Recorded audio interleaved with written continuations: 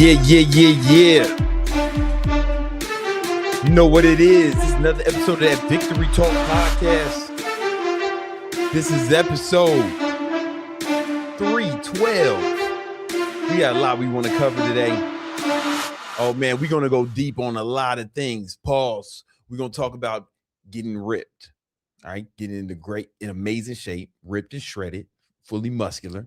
We're going to talk about stock market, show you what you need to be buying so you can get some money. And I'm gonna give you some business advice. And I'm gonna give you a breakdown how you can build a really successful business. I built several multi-million-dollar businesses, and I'm gonna break down the whole game plan for you in this video. Let's get it.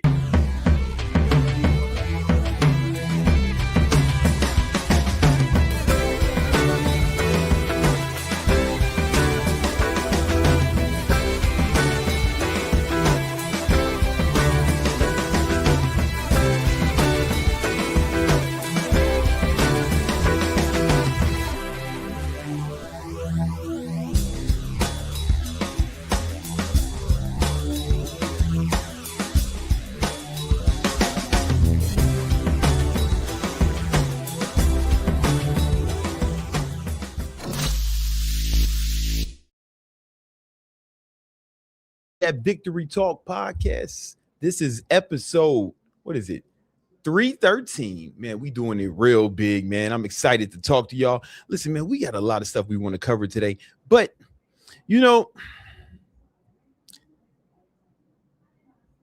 initially, I wanted to talk about something. I got a lot of stuff I want to talk about today. We're going to talk about some business stuff. We're talking about fitness stuff.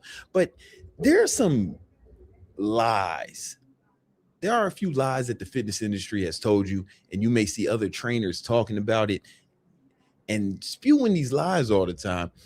And it's not that they are malicious, they're just wrong. And I feel like if you can get past these 5 things, you'll be able to accomplish your fitness goals like way quicker. I just want to run through these real quick. Number 1, people say that you should have sustainable fat loss, or you should be able to pick something that you can do long term if you want to lose weight. That is stupid. That is stupid. Listen, if you are trying to lose weight and you have to do it long term, guess what? That means it's not working.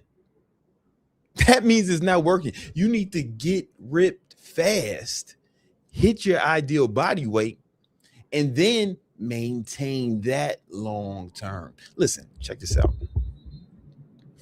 You ever see a rocket ship go into outer space? Yeah, it takes a lot of fuel to get out of the atmosphere. But once it's out of the atmosphere, then it can coast, right? Once it gets out the atmosphere, it drops those big fuel tanks, and now it can coast. Imagine if they were over there at NASA saying, hey, man, we need a long-term launch strategy to get out of the atmosphere. No, the goal is to get out of the atmosphere and then coast. Your goal needs to be to get as ripped as you can, as fast as you can, and then coast. Live there. And I think one of the reasons a lot of these trainers tell you that you need to do some long-term or some sustainable is one of 2 reasons. One, they may be bitches themselves. They may be too soft to do anything hardcore, or they think you soft and they think you're way too weak to do anything hardcore. In their defense, both might be true. I'm gonna be honest with you. So getting ripped is super simple. The formula is this: take your body weight in pounds, multiply that by 10. That's how many calories you get each day. Get 1 gram of protein per pound of body weight so you can maintain your muscles. And if it's your first year working out, you'll be able to build muscle at the same time you're in a caloric deficit. You can only do that your first year if you're natural.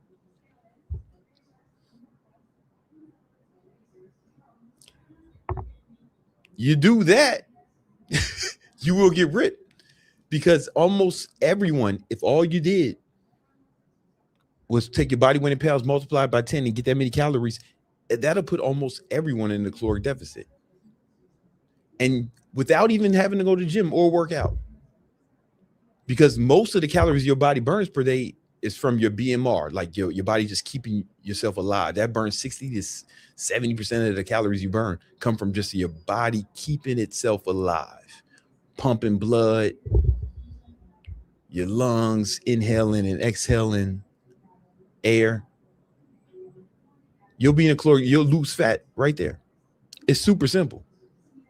It's not even difficult. And just 1 gram of protein per pound of body weight will help you maintain muscle. And if it's your first year, you'll build muscle. And if you want to do it even faster, start doing some cardio.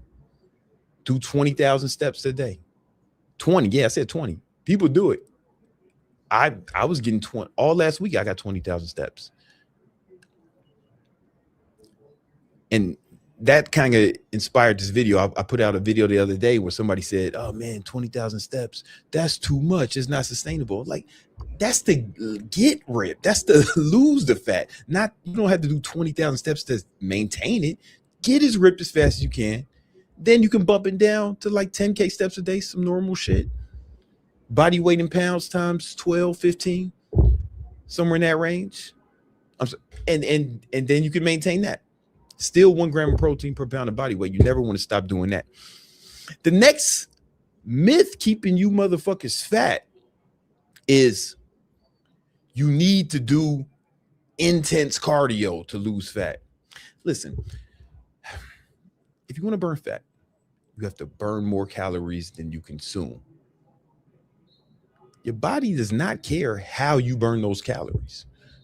So it's the same whether you're running sprints, you're walking on the incline, you're doing the elliptical, jumping up and down.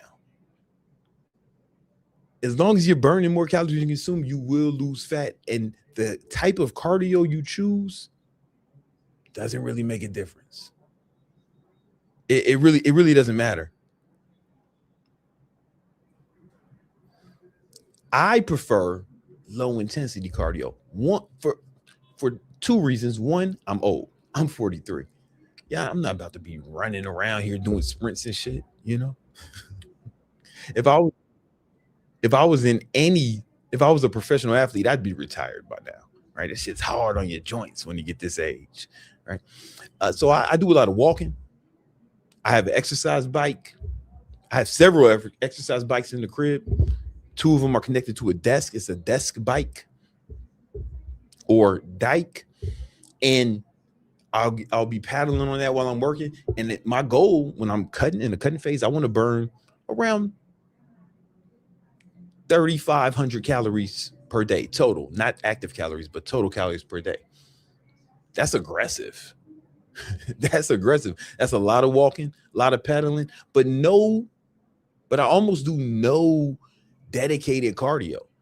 The closest thing I do that is sometimes I'll go live on Instagram or TikTok with the phones, and then I'll be on one of the exercise bikes on my balcony. That's the closest thing I do to dedicated cardio. But even then, I'm pedaling at a speed where I can still have a conversation with people, answer questions, joke around. It's never nothing intense for me. And I'm still more ripped statistically than almost everybody.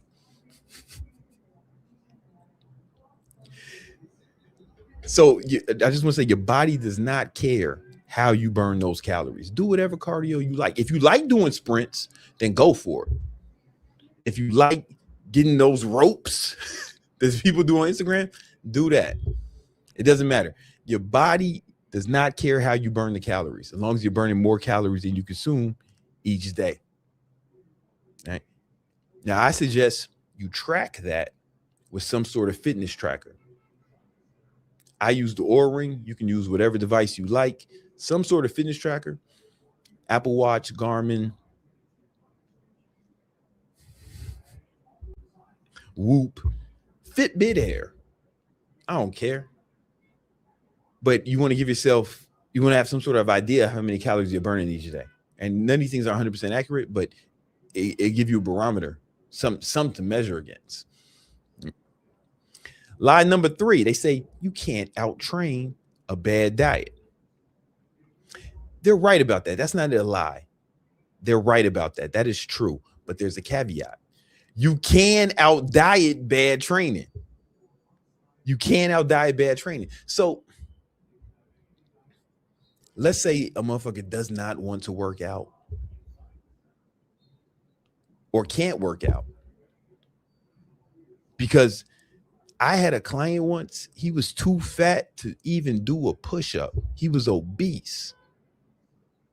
Big fat motherfucker. And first thing we did was, hey man, let's just work on your diet. Don't worry about going to the gym. Don't worry about getting 10,000 steps. Don't worry about nothing. Let's just worry about your diet. We got his calories super low. Well, not even super low, to the level of a normal human. And he started losing all the weight with barely leaving his house. He wasn't doing push-ups at home. He wasn't doing pull-ups. He definitely wasn't doing incline walking or sprinting or nothing. Right? He was too big for all that. But he lost 75 pounds in 70 days. Just diet.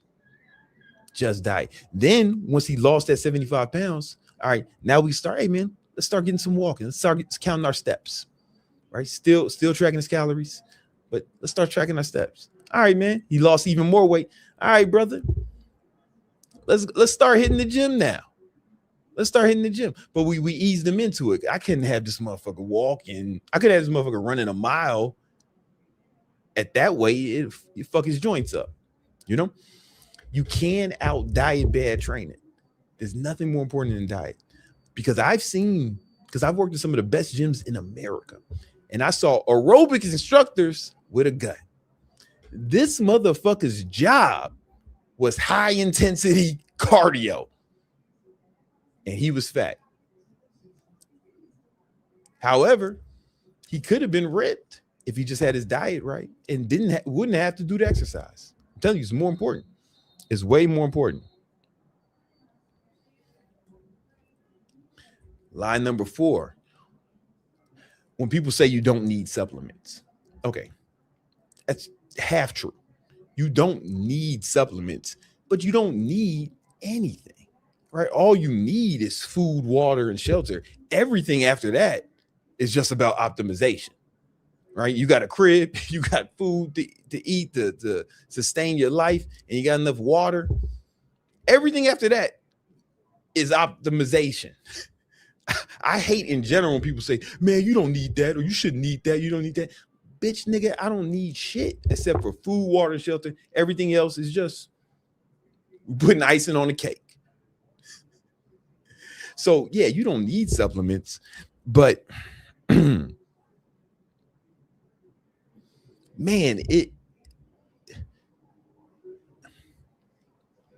it's going to improve your results because you can get everything from food, but think about how difficult that's going to be. All right, you have to get 200 grams, 1 gram of protein per pound of body weight. Right, we established that. And I want to cut, I'm 198 pounds as of this morning. Right, let's just call it 200 pounds. So I can get 2,000 calories per day. I can do it with just food. That's a lot of fucking protein. That's a lot of meat. Pause that I have to eat. Double pause. And it's just way more convenient to drink a protein shake. It's just way more convenient. And the protein to calorie ratio is exquisite. So it's almost perfect for me. You know, I get the protein without all the added calories from some of the other stuff, right? And it's so convenient. Like right a second ago, right before I jumped in front of this camera, I know I need to get 40 grams of protein before, thinking about how much protein I need to get today.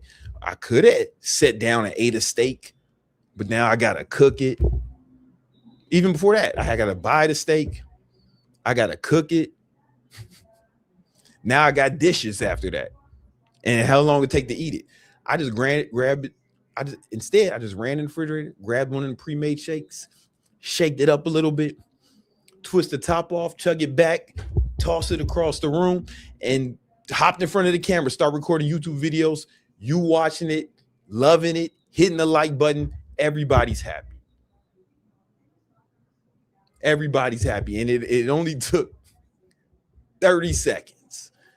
But what if I had to eat a fucking steak? Or think about supplements like creatine. Creatine is one of the most studied supplements of all time. Its safety and efficacy is above reproach. It's proven to dramatically help build muscle, and new studies have come out that it helps improve brain function and mood.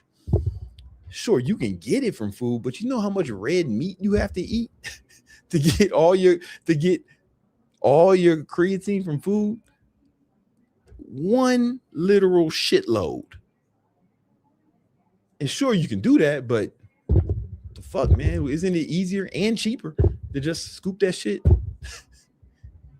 You know? And then think about something like pre-workout. You know, sometimes you're not motivated to go to the gym. You don't feel like it. We all been there. I was there today. As soon as I drink one of those pre-workouts, the beta alanine gets my ears to tingling. The 300 milligrams of caffeine gets my eyeballs twitching a little bit. You know, you feel it in the back of your eyeballs. And it starts rushing through your veins. I better start working out after that, or it's going to be a fucking problem. I don't know. I just think you're doing yourself a disservice if you don't take advantage of the advancement in supplementation that's available. And I'm not even talking about peptides. I'm talking about the regular shit. Protein shakes, creatine, pre-workout, the trifecta, the holy trinity, you know? Lie number 5, you don't have to track your calories. Every once in a while, I see one of these influencers bragging about not having to track their calories. Now, most of these motherfuckers are in their early 20s saying this shit. Wait till them motherfuckers get my age. I dare them to attempt that in their 40s and stay in shape. I dare them, double dare. It's a little different. It's a little different. But even if you can get away with not tracking your calories, something you need to ask yourself is,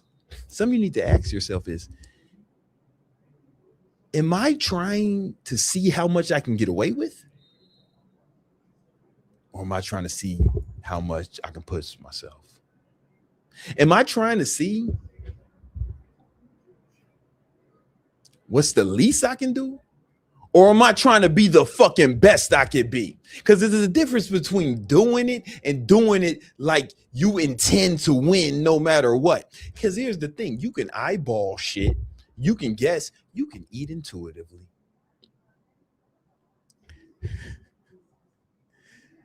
But that don't mean you're right.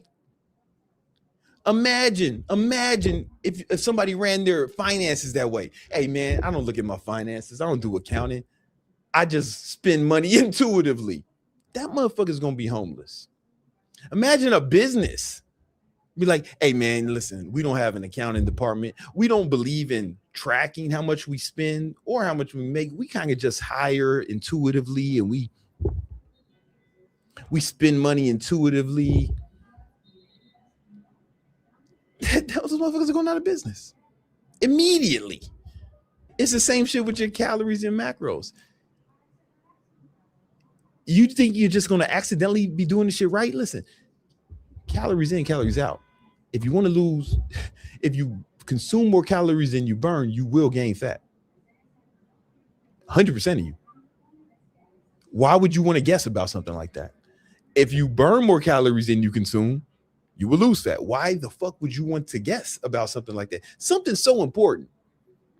And I say it's important because 1,500 Americans die every day of obesity-related diseases. To put that in perspective, only 3,000 people died on 9/11. 9/11. Motherfuckers talk about that all the time. 9/11. It's only 3,000 people. Yo, obesity related diseases is the equivalent of a 9/11 every other day. You know what all those people who die of obesity related diseases have in common? 100% of them, none of them track their calories. I promise you, 100% of them, none of them track their calories. Everyone I know who tracks their calories is not in good shape. They're in amazing shape if they've been doing it for a significant amount of time. They don't look all right. They look incredible. Even if they're natural, people accuse them of being on steroids. Because most people don't track their calories. So if you do something that most people don't do, what do you think you're gonna get? You're gonna get some results that most people don't get. And it's super easy now. It was difficult back in the 90s during the Clinton administration when I started working out, before we had smartphones and shit. We had to do it in notebooks. That was difficult. Then the iPhone came through and we had MyFitnessPal. Changed the game, made it super easy. At that point, it was just putting numbers in the phone. Now it's easier than it's ever been because you can just do it with AI. All right, I do it with Claude. I'll show you what mine looks like. If you want this prompt, just go on Instagram and DM me the word tracking, and I'll show it to you. But all I do is super simple. Is, man, I just say what I ate, or like for example, protein shake, because I'm a fan of shakes. Took a picture of the label, boom. It's Quest protein shake. And then it gave me a running total of everything I ate per day. So this was that meal, but then it gave me a running total of everything I ate per day. Then it synced with Apple Health to see how many calories I had burnt that day so far. And then, right, it's right here, Apple Health. And then it calculated my deficit. And this is not even the last time I ate per day. If you want this prompt, go hit me on Instagram, King Keto. DM me the word tracking and I'll send it to you. And you can I keep doing this all day, right? And then I can have conversations with it because it knows what my goal is. So I was like, yo, man, my girl ordered some steaks, like some steak. And I was like, yo, man, how much steak do I need to eat to hit my protein goals? I got a bunch of steak at the crib. And it said, yo, no problem, Playboy. You need about 4.5 ounces of steak to close the gap. I was like, bet, let's get it. You know what I'm saying? And then I ate more steak than that. I ate more steak than it told me to, right? Because I was checking, I still had some calories left, right? Boom. Then it tracked the steak. Then it tracked then it told me how many calories I consumed each day, how much protein I was way above my goal. Boom, all my goals. Cool. Then it checked with Apple Health, see how many calories I burnt, which was a shitload. And how much of a deficit I'm in. Guess what? 1,000 calorie deficit. It's all math. It's all math, man. If you want, listen, pay attention to me. If you want to lose a pound of fat, you have to burn 3,500 calories more than you consume. So if you want to lose 1 pound of fat per week, you got to burn 500 calories per day. That'll equal 3,500. You lose a pound of fat per week. Yeah, that's all math. How do you know that if you're not tracking, dummy? Right? Or if you want to do something more aggressive like me, lose 2 pounds of fat per week, boom, 1,000 calorie deficit every day. All right, 1,000 calorie deficit, you'll burn 7,000 calories in a week. You'll burn 2 pounds of fat per week. Come on, man. And if you keep your protein high, you got to track the protein too. You got to track the protein. How do you know if you're getting enough protein to maintain the muscle? You don't know if you're not tracking. And then boom, with this, I just say, yo, new day. And then we out, man. If you can't say what you ate into AI or take the picture, you just lazy. Let me pull it up a little further up, man. Let me show you something. Because I can also, you can just take a picture of what you ate. I didn't have my scale with me at this function because I didn't know it was going to go. Boom. I just said, yo, these are 2 different plates of vegetables I'm eating. Sometimes I like tell it. And cool, it added it up. Then gave me my running total. Then the chef came and put some chicken and some steak on my plate. I couldn't weigh it. It figured it out though.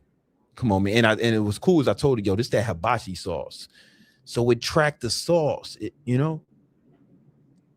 it tracked the sauce. You ain't doing that. You ain't know hibachi sauce had all this shit in it. You ain't know. You out here trying to eyeball shit. You're fucking up. It's super easy right now. And if you want that prompt, it works with Claude and it syncs with Apple Health, so you can see how many calories you burn each day. You got to have a wearable for that to happen. Hit me on Instagram, DM me the word tracking, and I'll send it right to you. Listen, stop believing those lies.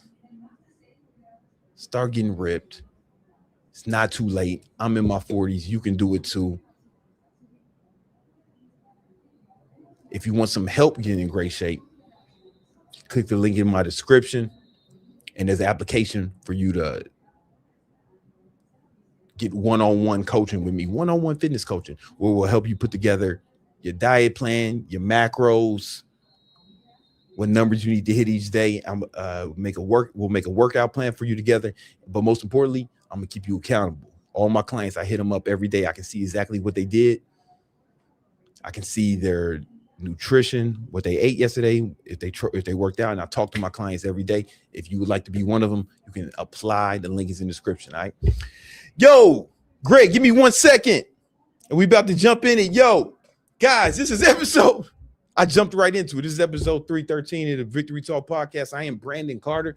We got 2 sponsors today. All right. The first sponsor is me. You can click the link in the description if you want online training with me. I just talked about that earlier. Second sponsor is also me. If you want to learn how to become a successful online trainer, I've taught over 15,000 people how to grow successful online fitness businesses. Go ahead and download this free book called the 7-Day AI Action Plan and show you exactly how. The link is in the description. And we got Thought Repellent.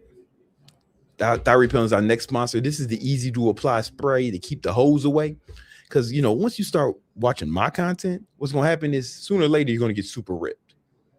You're going to be in great shape and you're going to make a lot of money. That's every chick's dream. But not all these women are good women. Some of them are thoughts, hoes, sluts, skanks, skeezers, hood rats even. And this is genetically engineered to repel them. Good women, regular women, they're going to see you and be like, oh, man, you smell great. It won't affect them. In fact, it'll attract them a little bit more, right? It smells like kind of like Issey Miyake cologne or maybe LV afternoon swim. You know what I'm saying? That's what it kind of smells like. They love that shit. They love that shit. But the thoughts, they won't be able to get close, man. So if we get enough super chats, we'll have this available in stores. It's going to be at Lowe's and Home Depot next to the pest control, right? Because thoughts is pest, right? You can also spray it on your home like a perimeter so they can't infiltrate, because you're gonna want that. All right. And all your super chats go for that. I know we got some super chats. I'm gonna answer all your chats, but first we got to do the market update with Greg. And I haven't talked about it yet, but later in this episode, we got another sponsor. Later in this episode, we got another sponsor, which is a company I've been working with. I've been using this company for the last 5 years of CRM for my businesses, and it's called Go High Level. There's a link in the description where you can sign up and get a 30-day free trial for Go High Level. Later in this episode, I'm going to show you guys how you can use it to grow your business, whether any kind of business, whether it's a fitness business, whether it's whatever you got going on, any kind of business, you can use Go High Level as a CRM. And they have a lot of AI tools that we're going to go over later in this episode. All right. And I'm going to show you how to use it. But if you want to get a 30-day free trial, click the link in the description. If you go to their website, it's only like a week or 2. But if you're fucking with the big dog, you get 30-day free trial. And I'll show you how to use it later in this episode. All right. The link's in the description as well. All right, guys, let's talk about the market and learn how we can get some money. Let's go.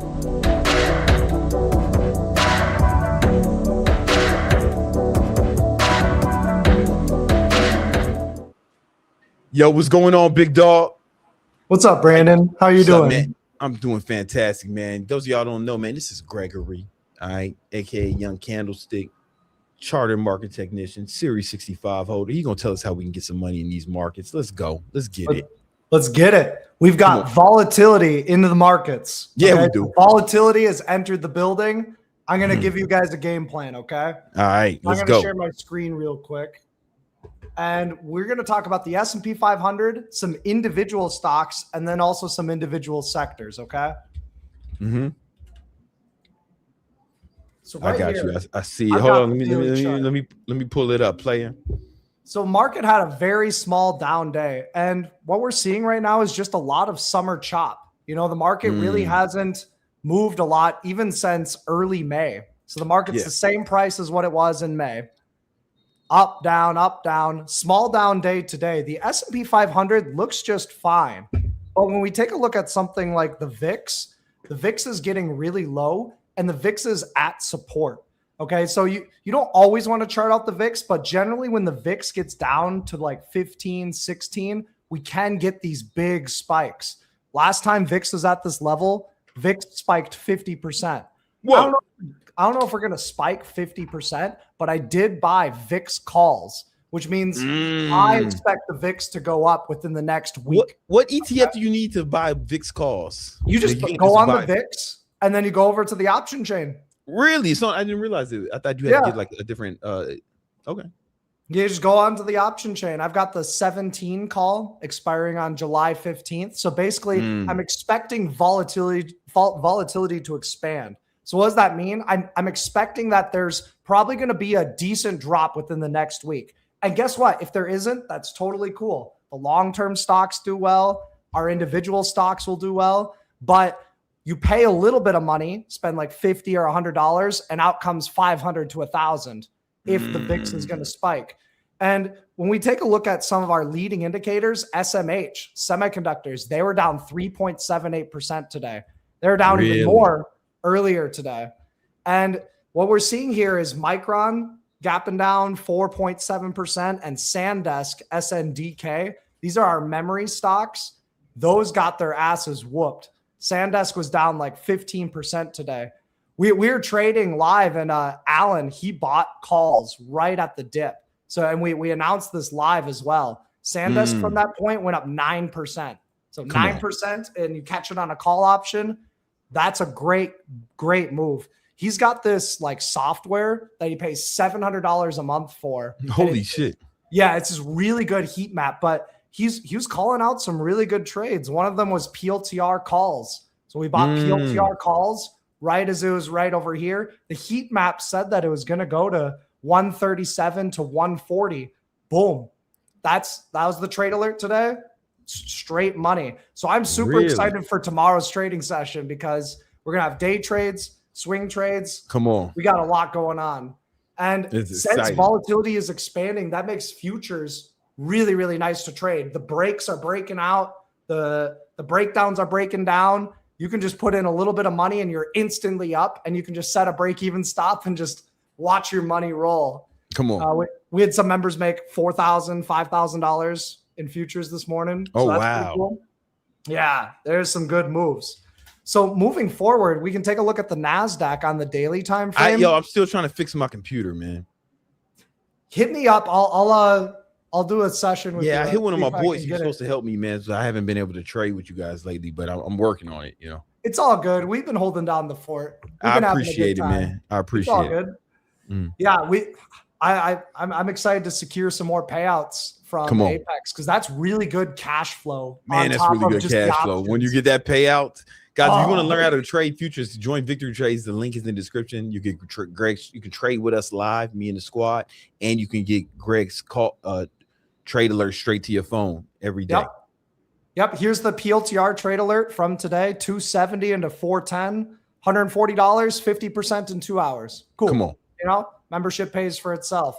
Chris watched the weekly game plan. He took some size on some of the trade ideas. I know. Pause. He made a quick grand. You know, nothing bad. Nothing. That's not crazy. bad. You know, we talked about some of the XLV calls. You know, JD Davis, shout out to him. It's his birthday today. He crushed the markets in futures. So you can see what it looks like in the live trading session. But we got guys, you know, Jacob, he made $300 right over here. I made about 2,800. You put up 2,000 today, man? 2.8K. Yep. Come on, man. Let's go. I need to get back on, man. I got to get this computer. My trading computer is broken. Y'all. Just hit me up. Here's JD Davis. He made 2.6K trading futures. Prezi made some good money. PJ, he made like 1,500, give or take. Come on, let's go. Yeah. Here's $4,000 right here. $4,000. Guys, y'all need to join Victory Trades. Start fucking with us, man. We out here getting it. Seriously, I just want you guys to navigate these markets well. You guys have professionals at your back door. Come on, man. So another sector that I talked about that I like going into the end of the year is XLV. However, given the current state of the market, look at the NASDAQ. It's got a descending triangle. We've got lower highs and a flat bottom. If we're gapping down tomorrow, we could have a big down day. Okay. And so that's going to be something to take a look at. There's a lot of things going on. There's geopolitical concerns. Trump's bombing Iran. Iran's attacking the Strait. We have Japan. You can take a look at USD. What's Japan talking about? Japan is selling United States bonds to fix their currency. So their currency is going down. Oh, and they own a lot of bonds. They own a lot of bonds. And so that can kind of like fuck up the bond market. Look at TLT, our long-term treasury bonds. Every time the TLT tanks, we see some big sells in the market. Holy shit. And so the TLT is starting to tank. How can you profit off of the Japanese yen dropping? You can actually buy an ETF called YCS. Okay. Not Young Candlestick, but YCS. This is ultra short yen. when I build an ETF in 5 to 10 years, maybe we'll call it YCS. Yeah, maybe. I like that idea. We'll be like Kathy Wood and ARK Invest, but actually, but you're gonna win. But you're gonna win. We're actually going to win. But you can buy YCS shares or calls if you think that the Japanese yen is going to severely depreciate in price. Okay. And there's a chance I'm probably not going to take the trade, but there is a chance it could spike. Like if there's a big problem, you will profit from Japan's downfall. Hey, man. All right. Yeah. Just putting it out there. So those are some of the correlations that we're seeing. So XLV, I'm bullish, but it can probably go sideways for a bit. We talked about XBI a few months ago. Do you remember that? Biotech? Yeah. Biotech, since we called it out, up 20% since that breakout. Since that breakout. Wow. Yeah, just since the breakout. This earlier breakout, it's up 35%. And so if you can get a pullback on XBI, I think that it's worth buying some shares, longer term shares and or call options. That's not financial advice. I'm just saying the sector's completing a monthly breakout and it's already almost at all-time highs. Okay. So my favorite stock within the biotech is VKTX. So this is going to be even riskier, but you could get a big payout. I think that this stock is just starting to break out. And I think that this stock could double, triple, maybe 5x. VKTX, I'm wheeling this though. So what's cool about this is the premiums are super high. So if you've got $4,000 that you're willing to commit to this biotech trade, you can buy 100 shares and you could sell a far out of the money covered call and get like $100 a week off of your $4,000. $100 a week. That'll put you at 10% a month. Yep, exactly. 10% a month. That's 120% a year if you don't get called away. When you do get called away, though, then that's how the wheel stock works. has already bounced 10%. So you get a 10% bonus if you get called away. So that's kind of my strategy. I've got the 42 covered call this week. So I actually kind of want the stock to drop. But if it doesn't, I'm cool with that. I'm cool with, 20% in a week. Yeah. Off of $4,000, Yo, that's not bad at all, man. Yeah. Take advantage when option premiums are high on stocks. Another good wheel that we brought up is HIMS. Still wheeling this one. Yeah. This is just chilling. It probably sells off, but I'm cool with that. They're really like doing their thing because the GLP-1s is really helping them, Yeah, definitely. The GLPs, yeah. Yep, GLPs, peptides. The boner pills that they sell, Oh yeah, you can the hair shit.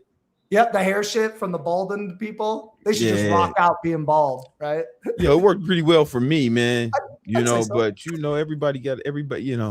If I was white, I might do something about it, right? Because sometimes they look like you either gonna look like Stone Cold Steve Austin on the plus side, or are you gonna look like you from the future? Yeah, you know what I'm saying. So you got it's how your head is set up, you know. Yeah, I don't know if I could rock being bald. I'd look like Lex Luthor, you know. Yeah, but like not the OG one. Yeah. Because Lex Luthor should be black. Yo, man, listen, Greg. If you've seen any of the animated series, it's not a race thing. It's not a race. Yeah. The animated series version of Lex Luthor was the best rendition we've seen of him. I completely and agree. He was black. It's the best Lex Luthor we've ever seen. They should have went with that one. But you know, cold. We'll see. He was a cold character.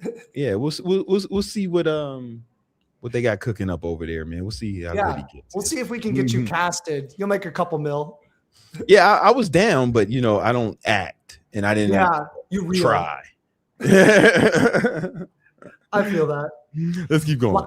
Last Thursday on the Victory Talk podcast, I said I bought calls on GILD. Remember that? Yeah, I remember. Breakout. Just started the breakout. I took profits on that today. Quick 5% move in 2 days, 3 days. It's lit. I still think the stock goes higher. Maybe I can get a pullback down to 130, but that's the setup. So pay attention to some of you add into it if you get a pullback. I would wait for 130. If it comes back to 130, I'd probably alert it if I take it. Otherwise, just stay away. But there's your money right there. You know, $150 turned into 300 in 2 days. Come on, so let's go. That's GILD. Coming up, software has been getting its ass whooped. You can take a look at IGV. Look at Oracle stock, Brandon. What do you think of that chart? That's so ugly, man. What Larry doing over there? You know, he spent a lot of money on AI. And when they were at their peak, he was the richest man in the world, Larry Ellison. Yeah. And Larry's the homie, man. He came to my college and taught us some shit, you know, once. That's right. So I always show love. I always got respect for Larry, you know. But, that's looking bad. That's a bad looking chart, Larry. Larry, get your shit together. It is a bad looking chart. The thing is, though, is that it's getting towards a location where even if it pops 20, 30%, that's a good return. I think that it could sell off maybe 5 to 10% because the market looks bearish, but it might be worth accumulating 140, 120, 110, 100. If you can dollar cost average, it's starting to get to that zone where it can pop back up to like 170. That'd be a good price target. And from here, 170 would give you a 30% return. Come on. On a large cap stock. Come on. With a dividend, and you could hold it longer if you'd like. Yo, that's what's up. Yo, one quick thing, guys. If you have any stocks or security you want us to review or Greg to review, leave a super chat. We'll check it out. You know what I'm saying? Just so you know. Yeah, let me break it down. Yeah. I got some stocks, but I wanted you to keep doing your thing. Okay, Microsoft, like the stock. I think that Microsoft can get above 500, maybe even 600 in the next year. Okay. So that's 30 to 80% potential in Microsoft. Could it sell off? Sure. It's just one of those things where the value is so high, it's not going anywhere. Let's get it. Okay. So that's Microsoft. Meta.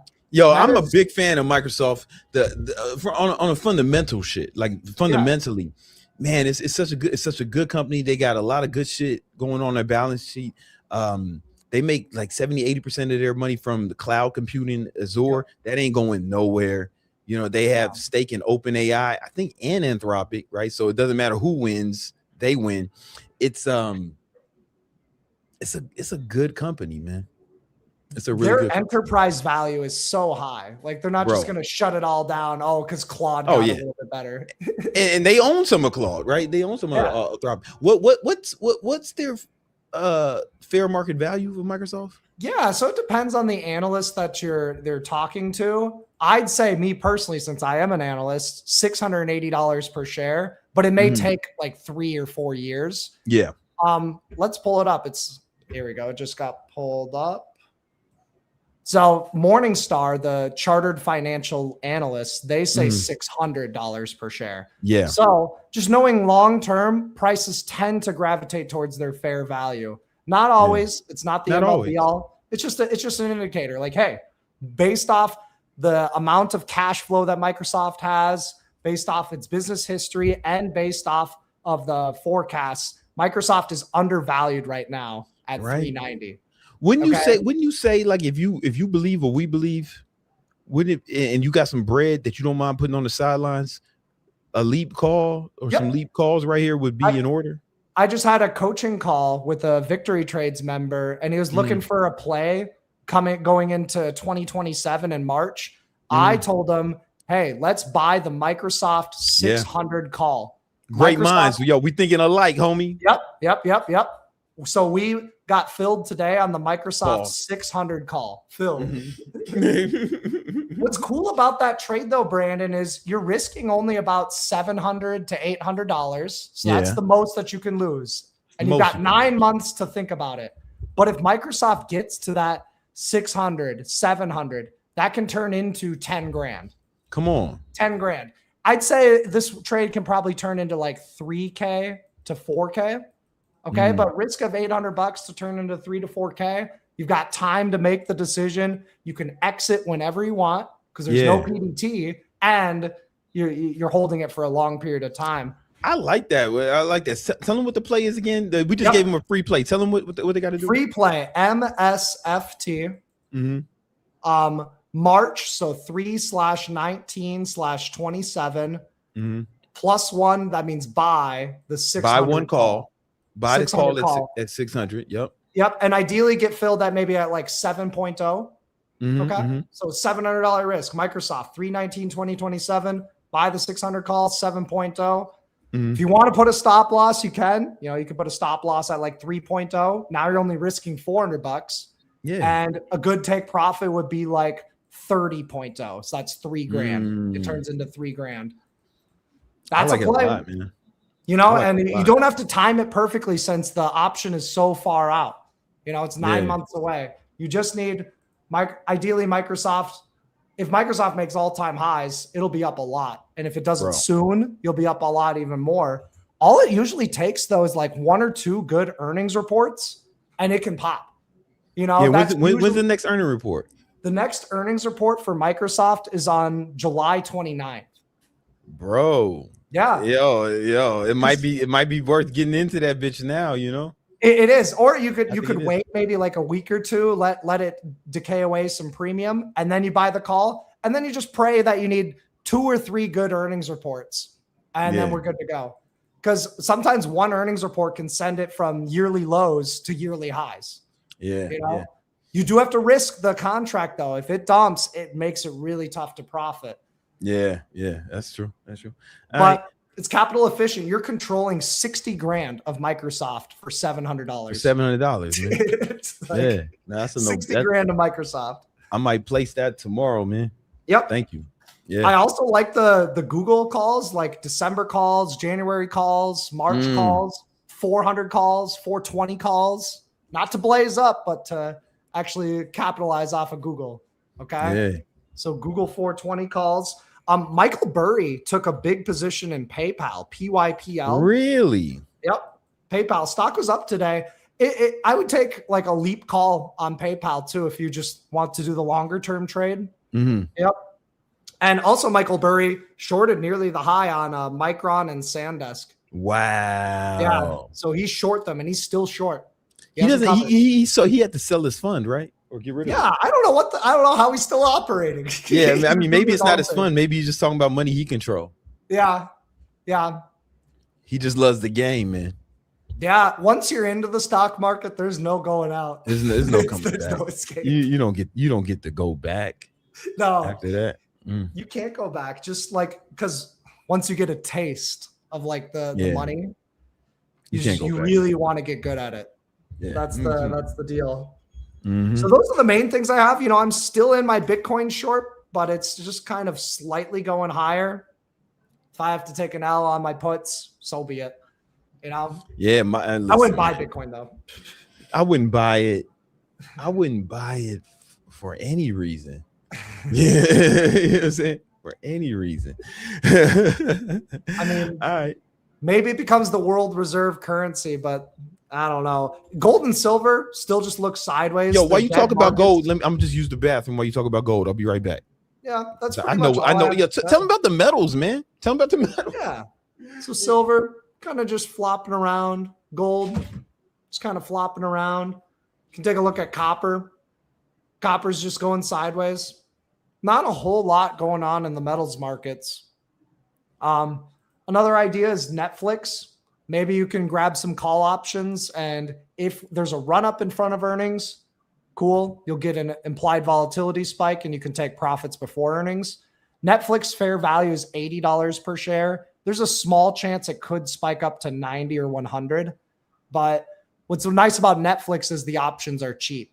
So like you could look at like the September call for Netflix, look at like the 90 strike call. You're risking $180, but if it spikes well before September, $180 can turn into like $500.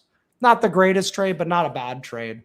Another idea could be like a monthly butterfly where you're doing something like buy the 76 call, sell 2 of the like 90 call, and then buy whatever call it is above to protect. What that makes it is your risk would be something like $100, but your max profit would be $1,500. You need Netflix to kind of land within like a sweet spot though, by a certain time. It's kind of tough to hit sometimes, but that's an idea. What questions you got for me? All right, me, man, real quickly, I just wanted to ask you about XLF. Where do you think we're headed? Yeah. So XLF, I grabbed a small put position near like 53, and I was about to add to it, but XLF broke out to all-time highs right over here. It made new all-time highs and pulled back slightly.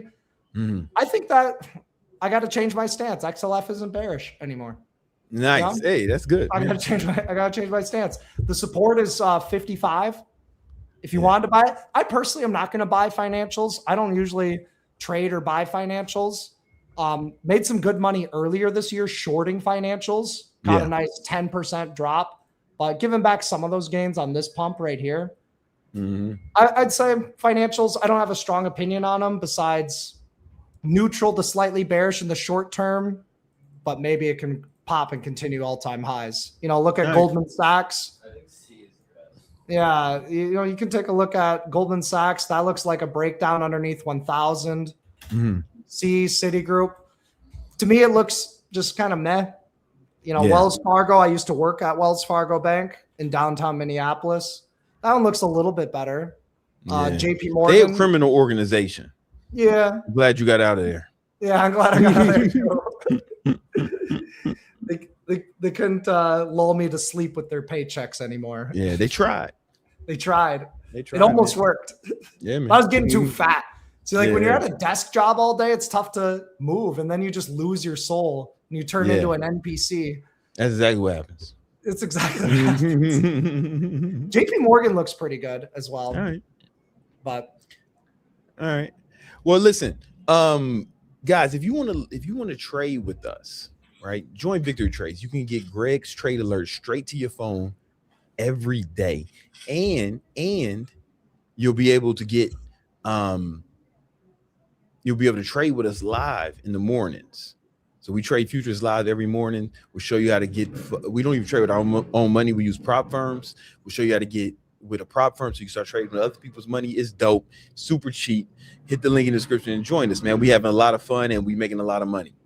Yeah. I'll also say today's the last day for 90% off on Apex. Use code Victory Trades. Use code Victory Trades. 90% off. Yeah, for sure. Awesome, they also have what's called a Legacy 250K account.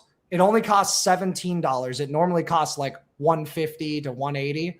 So it's only $17. You can get a 250K eval. That's insane. Yo. You do need to make $15,000 without losing $6,500 from the top. But if you pass that, you got a big account. Let's go. Yo, man. All right, Greg. Thank you so much, brother. Peace out. All right, peace. Yo, all right, all right. Hey, all right, guys. I think there's some super chats. I want to answer them. We got my girlfriend, DJ Chiquita Grande. She's gonna be answering all your super chats. She's been co-hosting the thing, holding it down. I forgot to introduce her in the beginning. I was a little flustered because I was late, man. But we back on top. I apologize, baby. You know, it was incompetence, not disrespect. Mm-hmm. We have Ben. Gotta pay you for your ab workout videos from ages ago, brother. Yeah. You know what? It's free, man. I'm just got, I'm glad it helped, man. I appreciate it, man. Yo, but back that you gave, you paid up right now. It's kind of like when I first started editing videos, I got a pirated version of Sony Vegas, which was the editing software. Then I went and bought it, man, just to show love. It's kind of what you just did right now, man. That's what's up. Let's go. What else we got? We have Rich Off Pain. Brandon got me looking like a Super Saiyan. Let's go.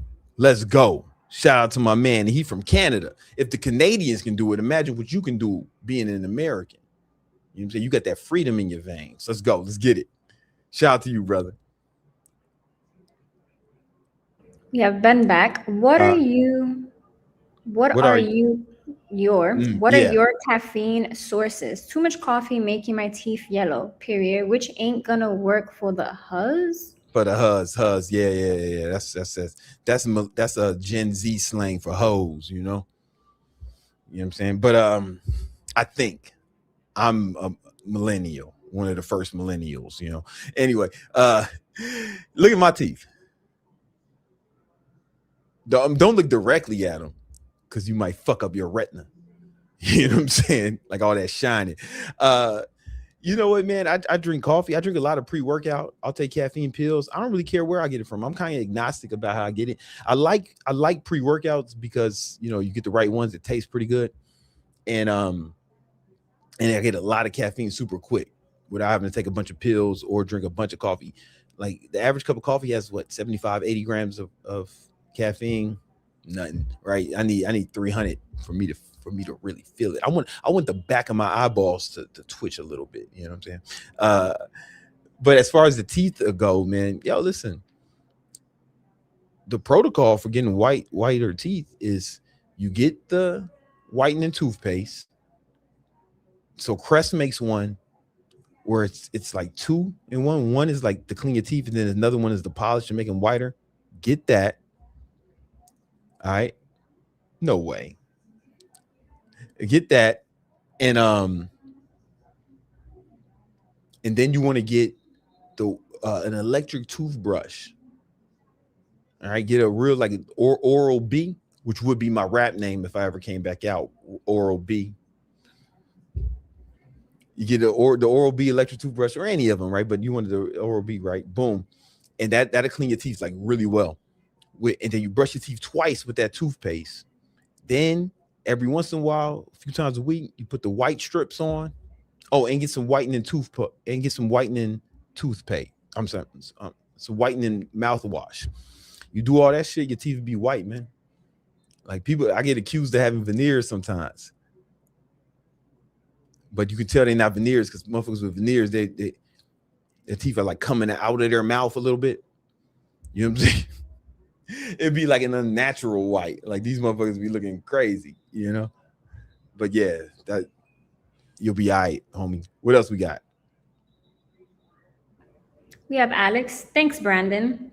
I'm still grinding. I read the book you recommended and now act when the little bit in me starts talking. I shut it up and say, shut your ass up. Just do the thing. Word. Yo, that's what's up, Playboy. That's what's up, man. Let's get it. Let's shout out to you, man. That's what I like to hear. All right. Yo, Connor Murphy died. Is that real?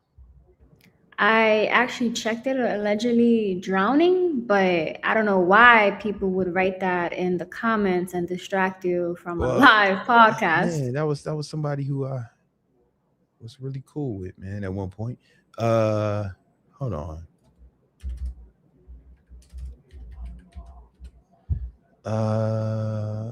Oh shit.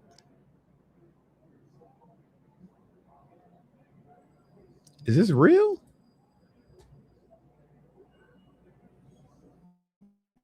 Okay, so right now it's a rumor. I'm gonna wait till I see verification, because right now I don't know if I see any real verification. I need to see it. Like all I see is Reddit and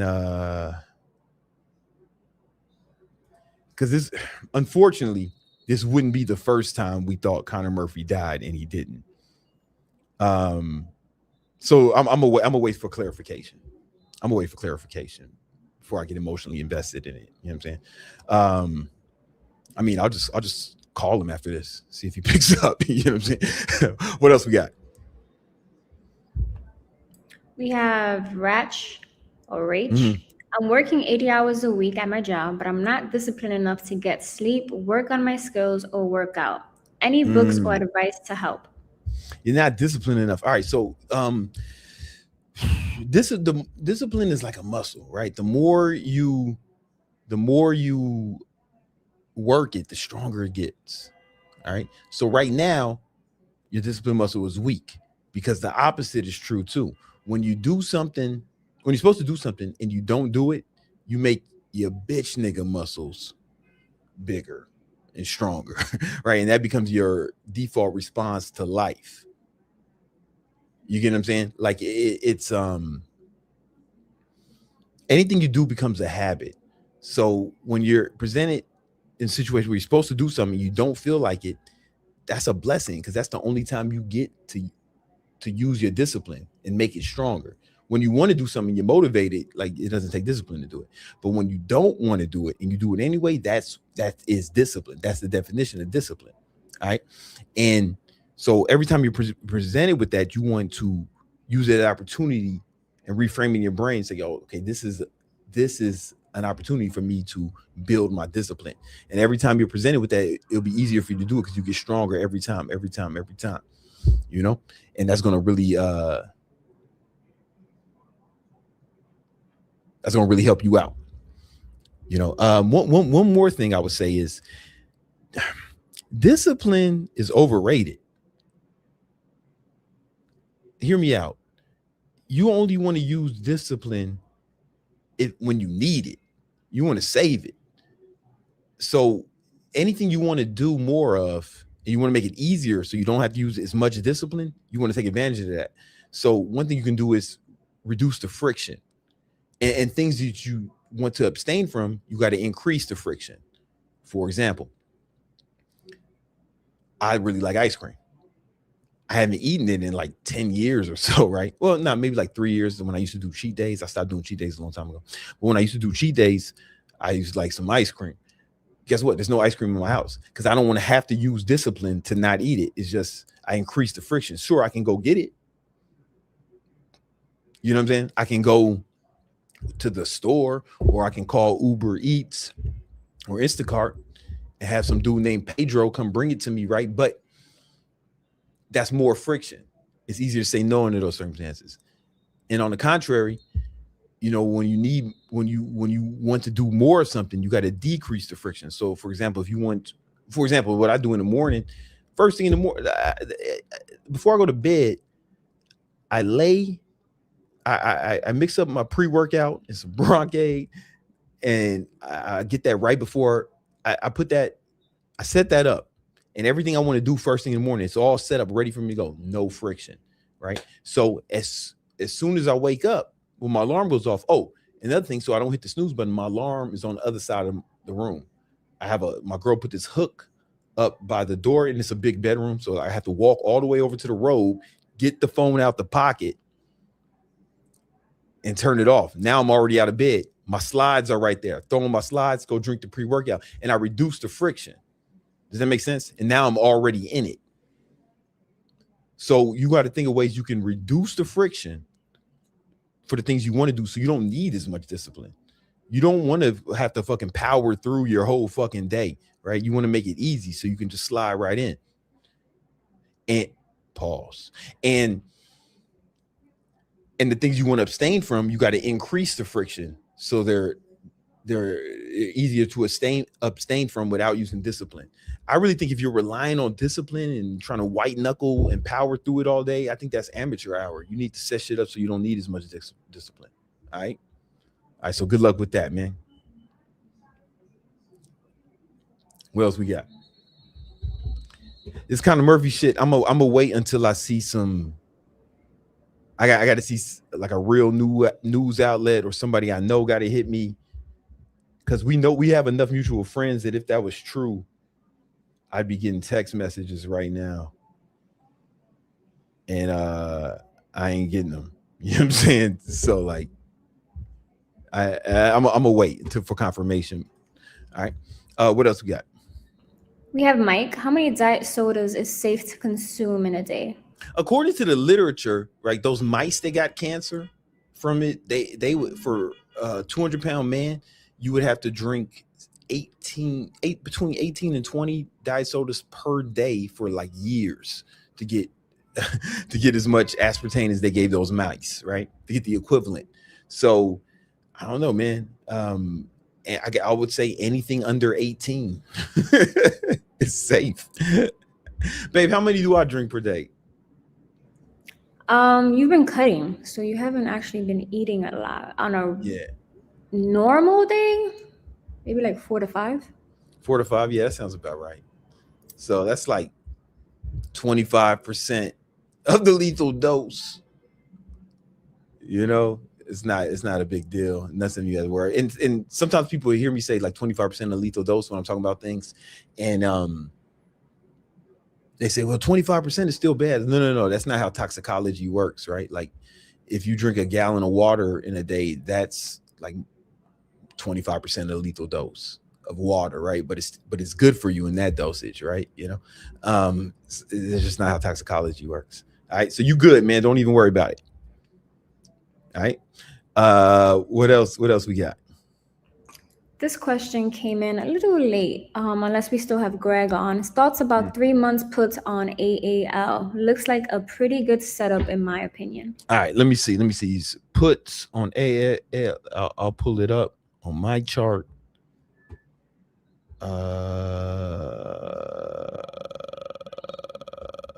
Since we don't have Greg, since he came in late, I'll answer it. Let me pull up the chart, waiting for trading view to boot up. All right, so let's go. Let's go AAL. American Airlines. Let's check out this chart. Oh, hold on. Stop share screen. And let me go. Give me a second. Share screen. And we'll do the whole window. All right, bet. All right. AAL. So here's the chart right here. Ignore all these. You talking about 3 month puts? I don't know, bro. So when I look at this, is something I do, not everyone does. When I look at like like a swing like that, like a 3 month, that'd be like a swing trade. I look at the weekly chart, and when you look at the weekly chart, this is a higher high it just made, right? So boom, boom. So I don't know. I don't really feel great about it. I don't really see a setup. I don't really see a setup, man. Honestly, if I was really interested in this, let's look at a different chart. Let's look at the daily chart. So even on a daily, it's above the 200-day moving average. I mean, it's going down, right? The 200-day moving, but and it went, and you see, like on the days it's been shooting up. It's on high volume. It's high volume, and the down days are low volume. I don't know, bro. I think you it might work out, but I don't like the risk. I don't like the risk on that at all. Like you said, gun to my head, what would I do? I would be looking to buy this shit when it hit the 200. Let me look back on the weekly chart. Yeah, nah, man, because it's got some support. You can see right here, it has support.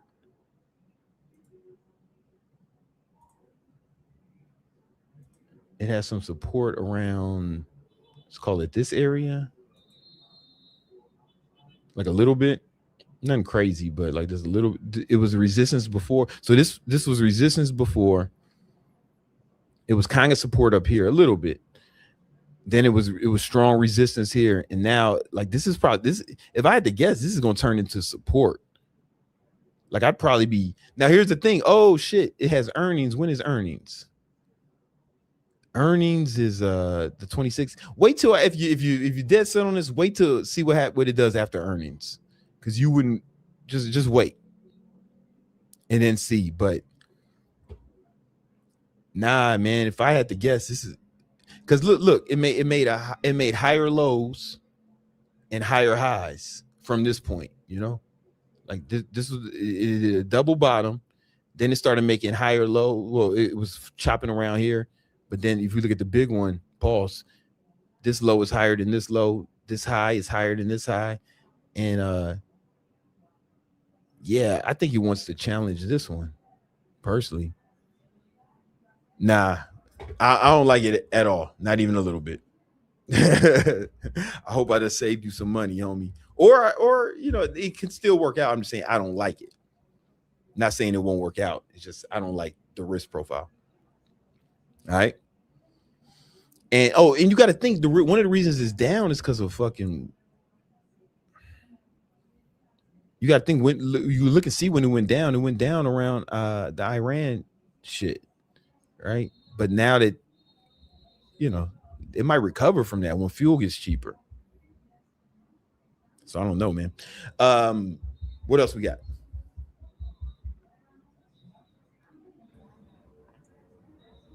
We have Louis. I made a few random videos on TikTok of me eating and they got a lot of views. Should I pursue making content on this? If so, how would you scale this? I don't know if you can scale eating videos. You know what I'm saying? I mean, man, you can keep doing it. I don't know how you make money out of it, you know? So that's the kind of thing when you're making content, it's like, is this something is there a market for this? Entertainment is difficult unless you Drewski or some shit. Like it's difficult to make money as an entertainer on the internet.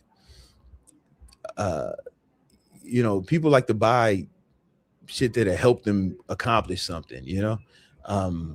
They'll consume entertainment, right? So maybe if you eat enough shit and get enough popular, you can get like brand deals and stuff, but you can't build a business out of it. You know, it's going to be like brand deals and shit like that if that's the route you want to go on, man. Yeah. Listen, there's all types of shit you could do that'll get a lot of views. You know, I could go outside and have strangers hit me in the face with a pie. Do that every day. I'm sure that shit'll go viral. I can make that shit go viral. But for what though? At what cost? To what ends? You know, straight up. So if you want to be an entertainer, go for it. You know, but if you're trying to build like a real business, it's probably not going to be the right genre for you. All right. We have AJ. Hey, Unc, I think Elon Musk may have you on his list of hate because of how much you hate on him. I don't think Elon is thinking about me at all. You know, I don't think he dislikes me. I don't think he knows who I am. I just think he hates black people as a whole. Yo, and I don't hate on him. It's just like there's not a lot to like. I mean, there's a lot of good reasons not to like him. You know, when he was in charge of Doge, he cut a lot of shit, right? And a lot of that was funds foreign aid to a lot of countries, mostly countries where brown people are. And like literally millions of people died as a result of that. Literally millions of people died. And then the reason for that was to cut government spending, but new reports just came out that Doge increased government spending. Doge made shit more expensive, so he didn't accomplish his goals, but he did accidentally kill millions of brown people in the process. So like, it's not me hating on him. It's just, and you know, he's a trillionaire or was a trillionaire, and cool, right? Cool, but it's, you know, Epstein was a billionaire. That don't make him a good person. You know what I'm saying? That don't mean he's dope. You know, Elon was trying to. You see the files. Elon couldn't wait to get on the island. He was on this nigga's nuts. You know, and yeah, I'm just not a fan. You know what I'm saying? I'm just not a fan of this dude. And he wanted to cut government spending, but 100% of his businesses would have been out of business had he not got all those government subsidies and government money. SpaceX, Tesla, it's like what he's really good at is getting the government to give him money. Now he's not good at getting customers to buy his shit. Like, not better than like other entrepreneurs, you know. I mean, just listen. I'm open to being wrong about all that. I'd love to be wrong about all that, and I just got it fucked up, and he's really a great dude. Like, that'd be awesome, you know, because he has a lot of power and influence, and maybe he's trying to do everything right, and I got it fucked up. I would love if that was true, and I'm open to that. What else we got?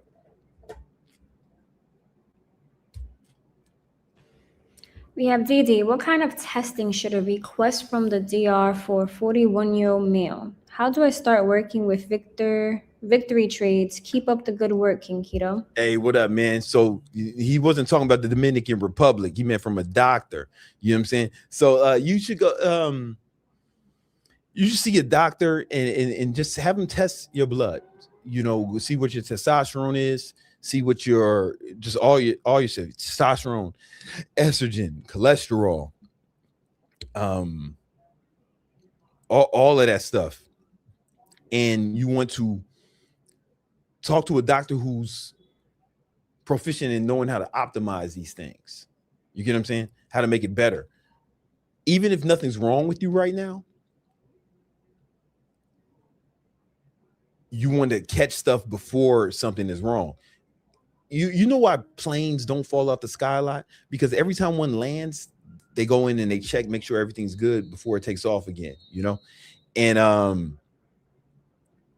as a result, most planes take off and land, right? But for whatever reason, a lot of people wait till their body starts breaking down to start addressing it. But if you start addressing shit before it breaks down, you'll stay healthier longer, and you can address that. You can things that would be problems, you can catch them early. So you want a doctor that's really a doctor or a clinic that's really specializes in this kind of stuff, man. All right. And as far as joining Victory Trades, man, we'd love to have you. The link's in the description. You can click the link, you can join, and you'll immediately get access to all the trainings, all the courses, and you can trade live with us every morning. All right.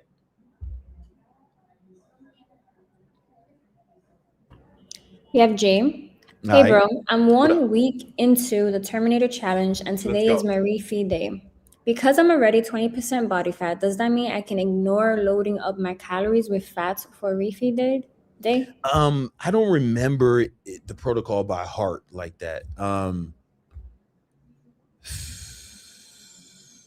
What did the protocol say? Okay, so if I was you, I would just eat at maintenance. It doesn't matter. Like, just eat at maintenance. Your calories are gonna be fine. Just make sure you still get one gram of protein per pound of body weight. What you do with the fat and carbs is not really that important during this. All right, you're gonna be all right. You know, so you don't have to avoid it. You know, and you probably 1 weekend you probably dropped a lot of weight already though, if you're doing it right, because that shit works.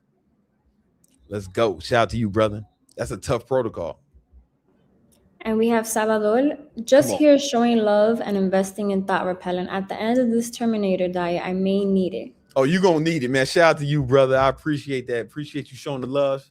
And let us know your results of that Terminator diet. That shit goes so fucking hard, bro. I'm super excited to see your results. Let's get it.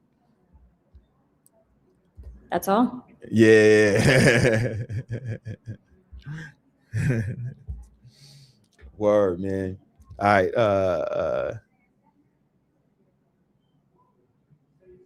Oh no, what I said about Elon was true, man. Like you can check it. Like it's all verifiable. You check it on Grump.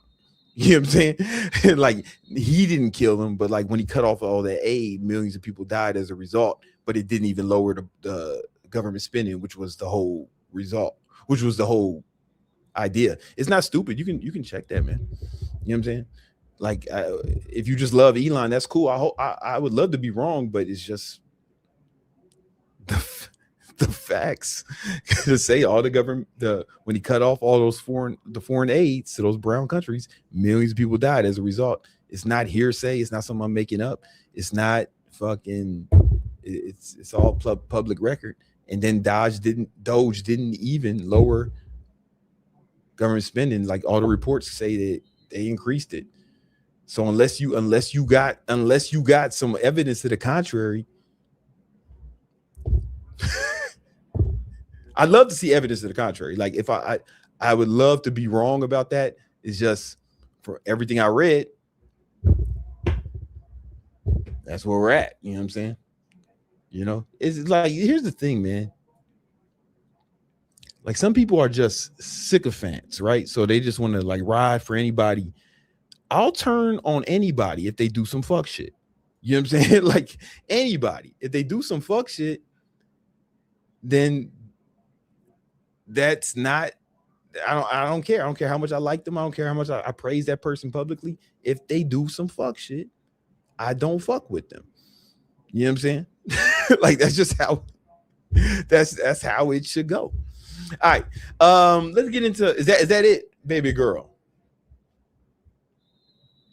Is that all we got for the chats? Yeah. All right. Yeah. Guys, there's something I want to share with you guys. So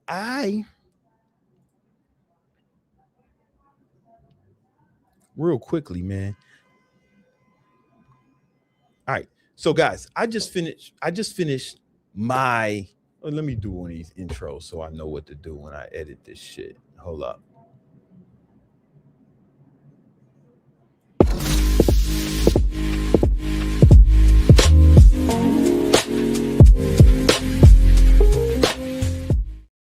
That was the wrong one. I need to delete that one.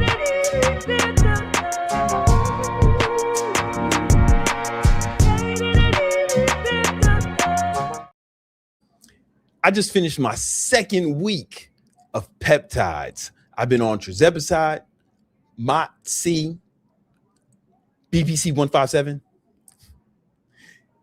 and tesamorelin. And I'm not going to cover the whole protocol today. Like that's going to be a different video, but I just want to give you guys an update of what I've been experiencing over the last 2 weeks.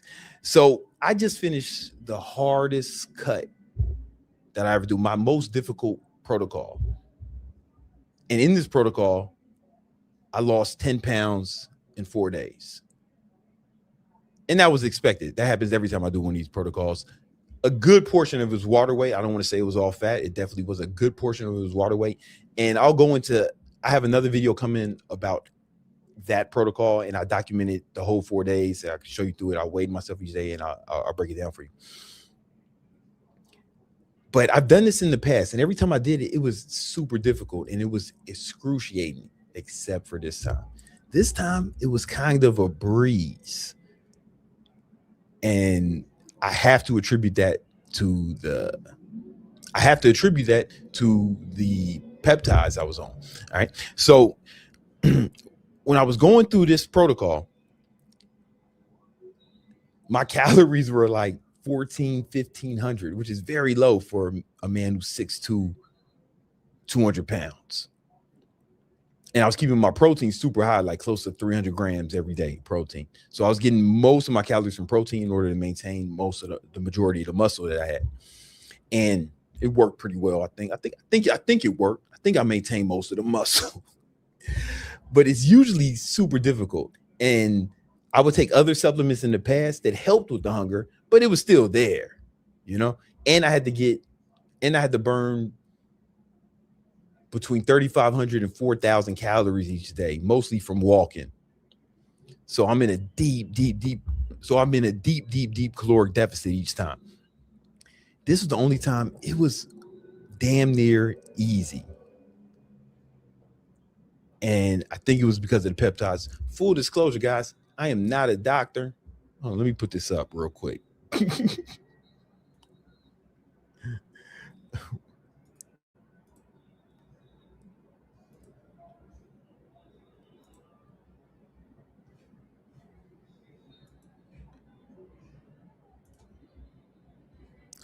Just so you know, guys, I am not a doctor. I'm not telling you what to do. I'm not telling you to take peptides. In fact, if the FTC is listening, I don't want these people to ever do anything I do. I'm just a guy who's been a personal trainer for 27 years and helped thousands of people get in amazing shape. And it'd be difficult to find another human with more testimonials of people that he's helped lose weight. However, right now, I am not telling anyone what to do. All right. Consult your doctor before you do any of this shit, or just don't do it at all. Okay.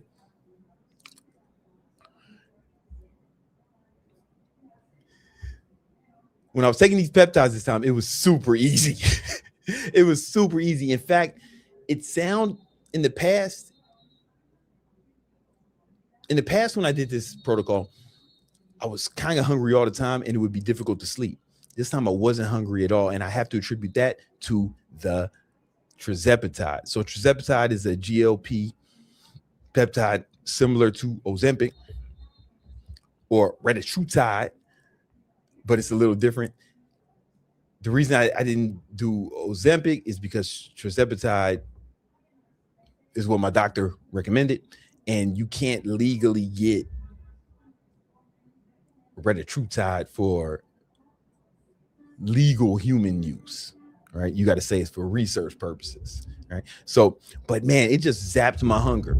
In fact, there was a 1 or 2 days where I was like, all right, I'm done. And my girl was like, yo, did you eat enough today? I was like, yeah, I'm cutting. And then I looked at my log because I track all my calories, everything. And I was like, oh, fuck, I got to eat some more, right? I was forgetting to eat. I had only like 900 calories for the day. And my girl had to remind me to eat. So to put this in perspective, typically when you're dieting, even me, I have a lot of discipline. And I can follow the diet no matter how hungry I get. But it kind of feels like, when you're walking the dog and the dog wants to do all types of other shit. It wants to smell this and it wants to piss on this and it wants to say what's up to this person, bark at a squirrel. It wants to do all types of other shit. And you're kind of always just pulling the dog. Hey, man, nah, we going this way. That dog is like your hunger, right? It's like, oh, yeah. Think of the dog as your hunger. Like, oh man, what's this person eating? What's this over there? And it's always thinking about food or something else. Doing this on the tirzepatide was like there was no hunger. I'm sorry, it was like it was no dog, like no dog there. I was just walking. It has never been that easy. One thing I realize is, if you are doing any of these GLP medications, you have to track your calories to make sure you're eating enough. Because there's no way I would have got the protein I needed on this if I wasn't tracking. If I tried to eat intuitively, I'd have fucked around and had like 40 grams of protein or some shit when I need to get 300 on this protocol to maintain my muscle during such an aggressive cut. And man, it just made it super easy. In fact, it felt like I was stuffing my face on the last meal, even though for the total day I only got 1,400 calories. It felt like I had to stuff my face. And this is something I never experienced yet. By the time it was over, I hit my mom up and I said, yo, mom, this shit is real. You need to go talk to your doctor and get some. And it's cool because tirzepatide is FDA approved and your doctor can prescribe it. Mounjaro makes a version of it called, Eli Lilly makes a version of it called Mounjaro and another one called Zepbound that's FDA approved, and you can just get it. You can get it from a doctor. A lot of health insurances cover it. And I was telling my mom, I was like, yo, because she's also someone who's always struggled with her weight, even with her son being me.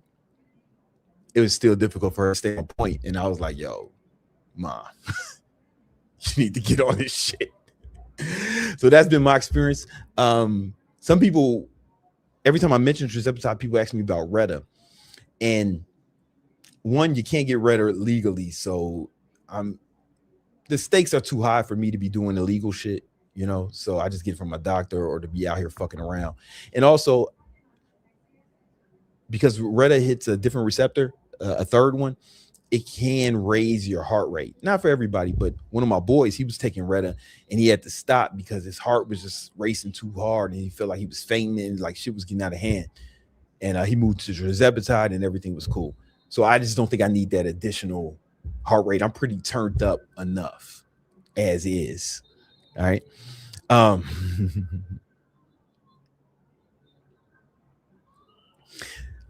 The second thing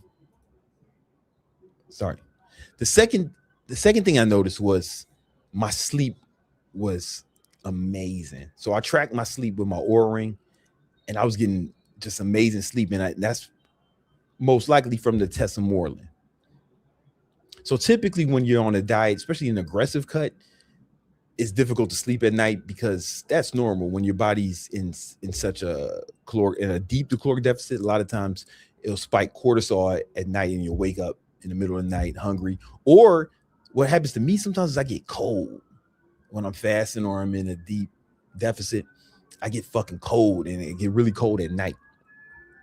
And that didn't happen at all with the tesamorelin. Like my sleep was amazing. Actually, probably some of the best sleep I got this year. And again, I'm not even trying to sell y'all nothing. I'm just telling y'all my experience. In fact, I'm telling you not to do it. Don't do anything I say.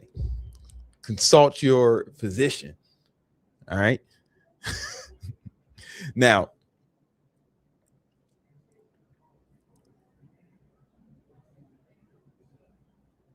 my sleep was amazing, and tesamorelin is also FDA approved, and your doctor can give it to you. It's a GLP-1. I'm sorry, not a GLP-1. It's a growth hormone agonist, right? Secretagogue, and it helps you release more growth hormone, which can also help you sleep better. But also, it's been like proven to actually clear visceral fat, the fat around your belly, to actually burn that up a little better. And, you know, my abs are a little tighter. Well, obviously you lose 10 pounds, even if it's all water weight, your abs are going to be tighter. But man, I just felt better. And typically it's difficult to sleep when I'm in such a caloric deficit. I just been sleeping like a rock. And according to my Oura Ring data, my deep sleep has been amazing. And my REM sleep has been amazing. And as soon as I hit the pillow, it feels like my alarm went off the next day. Almost like sleep latency was really low. Like it's almost like I closed my eyes and transported to the next day. You ever had that? It feels like you slept for like 5 minutes. That's how it's been feeling every day this week. In a good way. I wake up refreshed. A few days I woke up before my alarm, like right before it. That's how I know I got good sleep, when I wake up before my alarm. All right. Now, another thing is energy. So when you're on one of these super extreme protocols, or even just doing a regular cut, sometimes your energy can be low. Especially the protocol I was on, it was a version of the protein sparing modified fast, where you're basically eating almost all protein and you're trying to keep your carbs and fats as close to zero as possible. You don't have to do this. I'm an extremist. I'm a crazy person. Right. And I was doing it just for 4 days, not something I wanted to do long term. It was literally a crash diet on purpose. Typically, when you do something like this or any kind of cut, your energy might go down a little bit. And I can typically supplement that with a bunch of caffeine. But I didn't even need as much caffeine this time.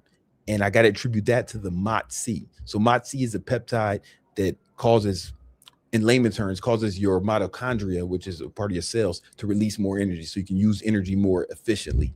And I just had way more energy throughout the day. Wasn't tired, wasn't sleepy, wasn't dragging, burning between 3,500 and 4,000 calories per day while only eating 1,400 calories. I'm just in a deep deficit, feeling great. Typically, when I do this protocol, this super extreme protocol, I kind of feel a little shitty the whole time. I did not feel that way this time. All right. And then the fourth peptide I'm taking is BPC 157, which is a peptide that helps you like recover better, and it heals any injuries and things like that. And you know, I felt that kind of week one. So if you're someone who's been training for like 2 decades, like me, you're gonna uncover a lot of. You're gonna start to develop a lot of like little nicks and injuries, and man, they all feel like they're gone. Like there's usually something in my traps, and then this bicep that I pulled when I was a younger, fucking around doing some dumb shit, and all that it's not 100% healed, but it's feeling way better than it did before I started. So that's just my update on my peptide journey. I'm on week 3 now. That was week 2, and it's exceeded my expectations. Again, I get all my peptides from a doctor. They check my blood work and they prescribe it. I get it legally, so that's what I would recommend. If you want to do some black market shit, that's on you. I'm not telling you what to do. And in fact, I'm telling you not to do it. Go see your doctor if you want to do any of this shit. I'm not telling you to do nothing. I'm just telling you my experience. But that's been my experience. It's been amazing. I'm gonna do this for at least a month. But this has been the easiest cut I ever did. And it's it's my most aggressive protocol, and it's never been easier to cut. And it's thanks to these 4 peptides I've been taking. All right, so consult your doctor if you feel like it's something you're into. I got another video. Make sure you're subscribed if you're not already, because I got another video coming up where I'm going to break down that whole 4-day protocol, where I lost 10 pounds in 4 days. It's extreme. It's super extreme, and it's a crash diet. But I think crash diets can be useful. They can be a tool you can use to jumpstart a cut or to get ready for an event you got coming up. So that's coming soon. Make sure you check that out. All right. Cool. We got any questions? Any super chats before I get into the next thing? Nah. All right, bet. All right.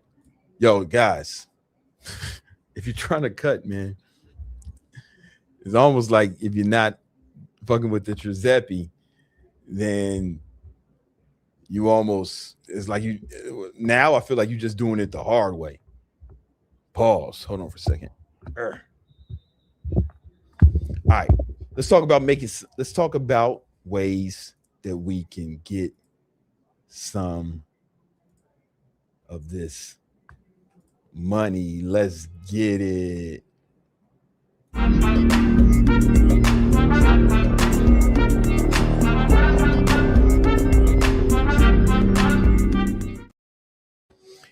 All right, in this video, I want to break down how you can build a 7-figure business before the year is over. All right. If your goal was to make a bunch of money this year, it's not too late. We're about halfway through the year. At the time of this recording, we got about 25 weeks left in the year. And if you're not close to the goals you set for yourself at the beginning of this year, you still got time to do it. Remember that Super Bowl when Tom Brady was down like 30 points at halftime? I remember that. Me and my boys, we were about to leave. We were like, man, this shit is over. Let's go to the function. And then the camera zoomed in on Tom Brady's face. And I saw this look in his eye. I was like, hold up, guys. This dude thinks he can win. And they came back and had an epic comeback. All right, you can do that too. Follow the steps I'm about to lay out. You can make your comeback and start getting some money and build your 6-figure business before the year is over. All right, let me share my screen.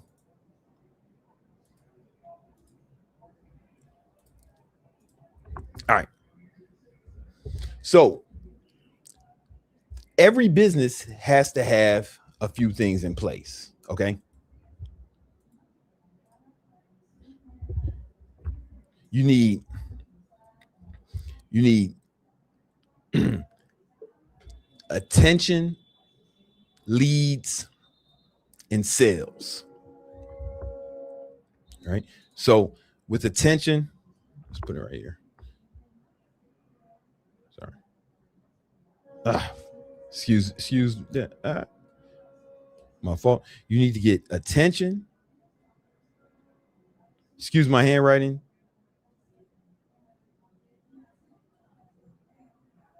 You need to get leads. Let me put this in it. Let me make this different. Sorry about that. So if we drew it out like a triangle, you need attention.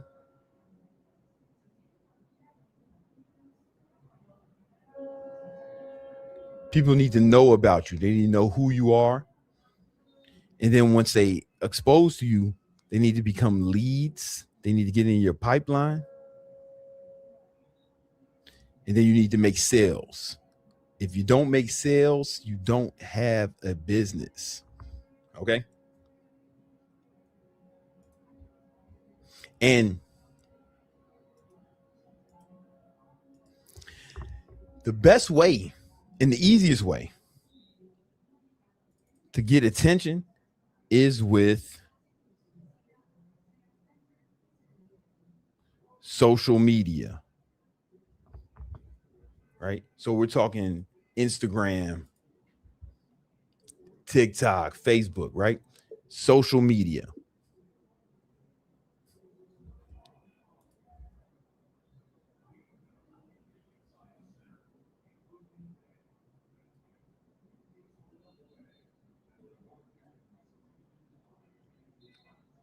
Fuck.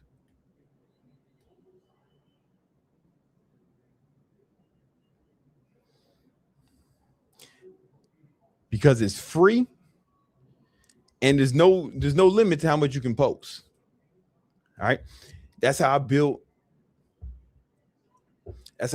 my first six-figure business as an online trainer. And I made my first million as an online trainer. And it was all built off getting the attention from social media. In fact, you watching me now on social media, right? This shit really works, right? So you want to get your leads with social media, right? And then with leads, if you're getting leads, there's two ways to get leads from social media for your business. You can talk to potential leads in the DMs, or they can fill out an application.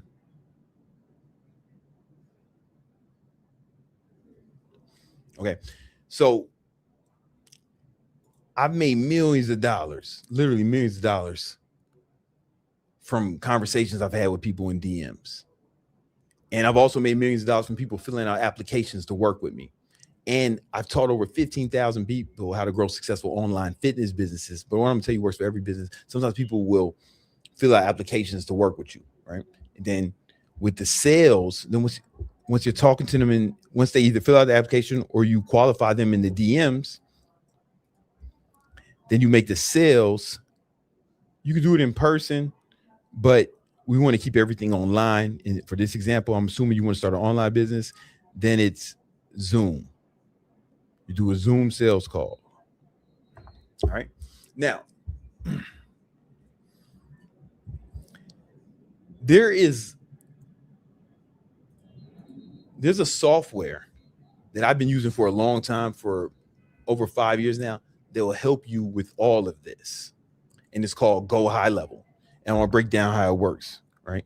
So with the first part, social media, what we want to do is we want to make sure that, I'm going to show you how to use Go High Level to do this, right? But you want to be posting at least once a day, but ideally 1 to 6 times a day. 1 to 6 times a day. And you may be thinking you don't have time for that, but there's a tool you can use that can help you out with that.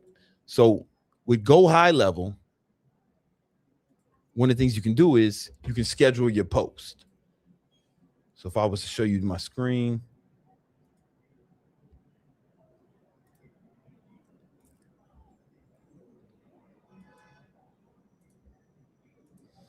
So I'm over here in Go High Level.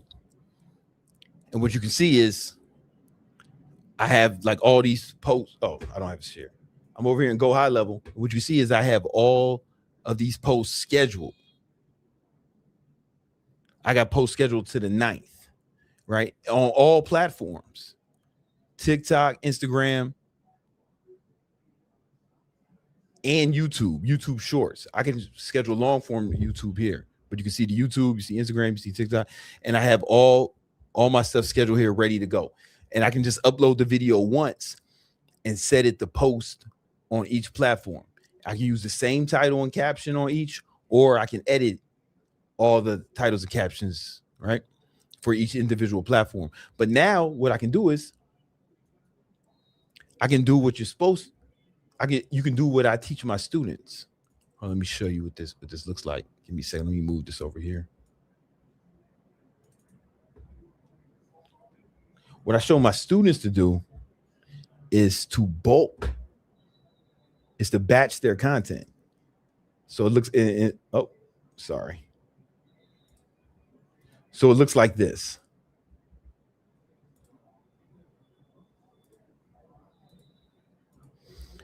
Right. When you're batching your content, it should look like this, right? So you got a few days of the week.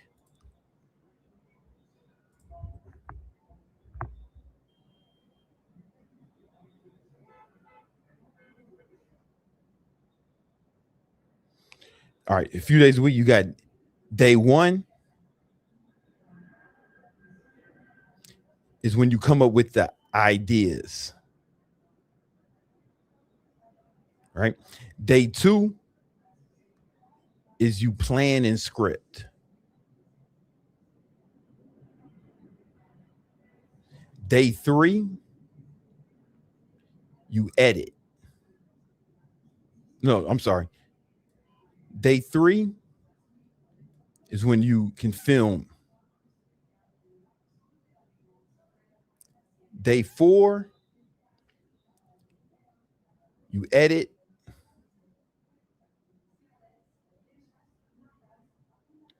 And on day 5, I'm running out of room, you schedule. Right? And this way you batch your content. Oh, I wasn't sharing my screen at all. Fuck. All right. Sorry, I wasn't sharing my screen. Day 1, you come up with all the ideas. Day 2, you plan all the content. Day 3, you film all the content. Day 4, you edit it all. And day 5, you schedule. And the beauty is you can schedule it all right here in Go High Level on every platform. Right? But it's not the only thing Go High Level can do. This is just the first part, right? This is a full-fledged CRM. You can run your whole business in it. All right. And this just makes it significantly easier to be prolific and get more content out there. All right. But then you have to turn, once you get all the attention from your content, now you have to turn those people into leads, right? And typically, if you're just starting out, you're going to get the most leads from DMs, having DM conversations with people, DM combos. All right. And the beauty of this is that Go High Level can help you handle all of those conversations. For example, let's bring this up.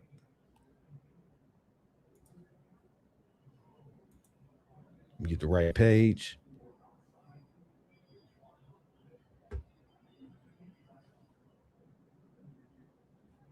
So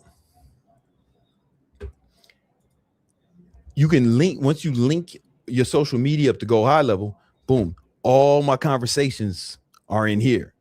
And you can set up automations in here too, just like with ManyChat.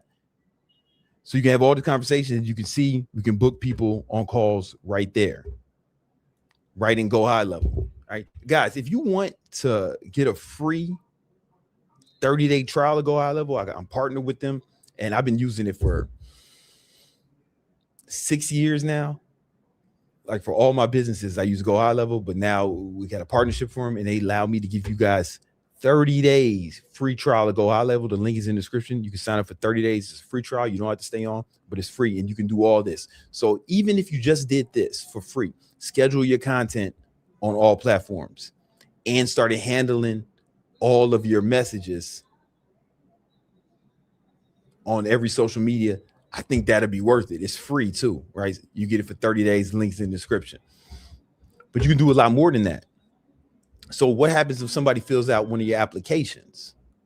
Well, when somebody fills out your application, now you got to contact them. Right? You got to start talking to them. You could just call them from your phone, but that's fucking amateur hour. Now these strangers got your phone number. Fuck that. What you need to do is with Go High Level. Let me show you something. Every time somebody fills out one of my applications, we ask for the phone number, and I have Go High Level immediately send them a text message. So the first message is auto message, and then when they respond to it, then we start conversation in the DMs, right? So boom. Not in the DMs. Then we start conversations via text message, but these are text messages I'm sending from Go High Level, right? I do it from here, or I have it on my phone. So this is somebody, boom, this was the auto message. Then I went in there and I still started talking. They answered the question. Then I went in there and I still started talking to them, and then you close it right there. This way, you don't want strangers to have your number. You don't want to put your number on the internet. You're not Mike Jones, right? And I got the High Level app. I got the Go High Level app on my phone. So every time there's a new application, I can go here and I can see it, and I can start talking to people, close them right there, or book them on a call. Book them right on a call on Zoom. Boom, and make the sale.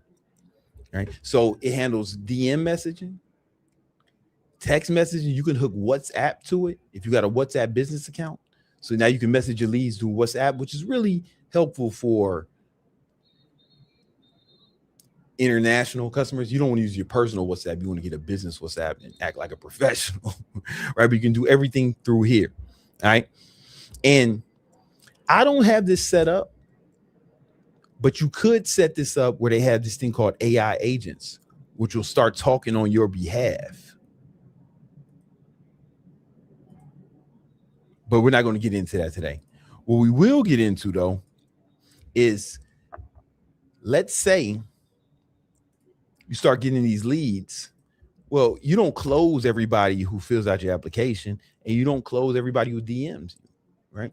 But you got to have a system to follow up. Anybody who's really good at sales, who's been doing sales for a long time, will tell you that the real money is in the follow-up, because you worked you worked this hard to get the leads. Just because they don't become a sale immediately doesn't mean they're not a good lead. You get what I'm saying? You want to think about it like dating. Yeah, some people want to smash on the first date. Heathens. But some people, you gotta date them for a little longer before you can get intimate with them, right? Everyone's different. But you can get them all if you have a system to follow up. Let me show you how it works. So within Go High Level, at its core, it's a CRM with a customer relationship management software. And boom, every time I get a new lead, this is just for one of my business. Every time we get a new lead, they automatically get updated, right? Whether it's from Instagram or text message or application. And then we have it set up so it automatically tracks every lead from where they are. Boom. So when they pay, they move over here. When they come in new lead. If they want to start later, we put it here. Cool. I know I can follow up with Abdullah later, right? Or if the lead ghosted you, you can put it here, right? And follow up with them later. Or if they stop responding, which is kind of the same thing as ghosting, right? And you can make this however you want, whatever kind of pipeline you want. Or when they pay, you can put them here. Or when you lost, you can put them here. Then you can have some follow-ups as well. So now you can manage all your leads instead of letting them slip through the cracks. Because a lot of people need to see your content and need to be exposed to you for a long period of time before they actually buy. Some of y'all bought stuff from me, but it wasn't you didn't buy it off the first video you saw, right? You might have said you wanted something free that I was giving away, or you might have just checked out the free content, but you probably not have bought nothing the first time. But when you did buy something, it was probably later. And it was probably like that with every product you've seen. Like most people don't just see something and buy it right away. Most people don't. Some people do, but most people need repeated exposure. So now you can have a system where you can follow up with these people, or you can set automatic follows up. So you can have a trigger that when you put someone in the follow up, this person, or when you put someone here, you can have, I'm not going to put it because I don't want it to trigger, where it automatically sends them a message or email and it follows up to them. Because with Go High Level, you can have people, you have their social media, you have their text message, you have their phone number, and you have their email, and you can follow up with them all three ways. Right? This is what you use when you want to get serious about making big money. Right? When you want to get serious about actually making a lot of sales. Right? If you're just doing it all text message by yourself, or just all through your phone and Instagram and text message, this is kind of amateur hour. I ain't never seen nobody build $1 million business like that. I don't know if I've ever seen anybody build a 6-figure business like that. You know, you got to have some sort of CRM, and you got to have like real systems, and you can do it all in one spot and Go High Level. Right. And then, but here's the thing. Now you got to move them to sales. And depending on what your sales mechanism, if you're just selling some trinkets or something, well, it's kind of like this. This is why we got to go to Zoom, right? Because it really depends on what you're selling. Right? Your selling mechanism will depend on what you're selling. So if you're selling like, I don't want to say all that. All right. So you don't have to sell on Zoom, but it just really depends on what you're selling. If you're selling something really cheap, then you can just send them a link or have a link in your bio if it's really cheap, you know. But if you're selling like high ticket shit, then people kind of want to talk to you. You didn't buy your car from a link in Honda's bio, right? You probably went and saw the car in person, right? So the more money someone spends, you have to change the mechanism you have to change the sales mechanism to match. So if you're selling something high ticket, especially something like coaching where they got to pay recurring, you know, it's pretty important to get on a sales Zoom call with them, right? Or you can do it in person, but we're going to keep this online. And the beauty of Go High Level is the way we do it is hold on, let me find this for you.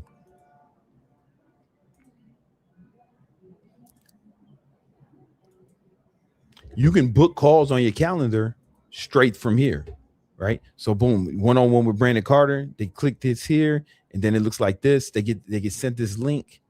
And this links with my Google Calendar to show my availability, and you can see my availability on here. And they can book a sales call with me, right? And then I can get everything done in one spot. I've been using this tool for the last 5 or 6 years for all my businesses. Victory Trades, High Ticket Trainer, everything I got going on, and my own personal online training. If you're serious about getting money this year and you want to finish this year strong, you can get a free 30-day trial of Go High Level. The link is right in the description.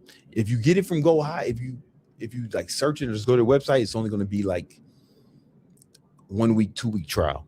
But if you get it right here, it's going to be a 30-day trial.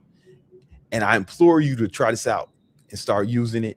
Even if you just use it to schedule your post on social media, if you're posting on multiple platforms like me, that alone saves me hours, right? And then responding to the DMs, you can set something up like, and one thing I forgot to mention, you may see on a lot of my posts on Instagram, I'm like, DM me a word and I'll send you a free guide.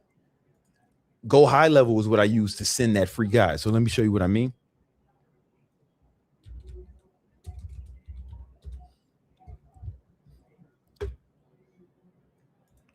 Pull up my Instagram right quick.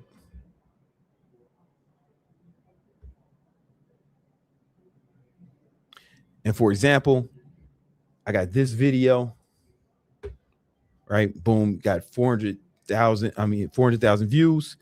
And you can see it's got almost 2,000 comments because I told them comment the word 10 to get a free guide.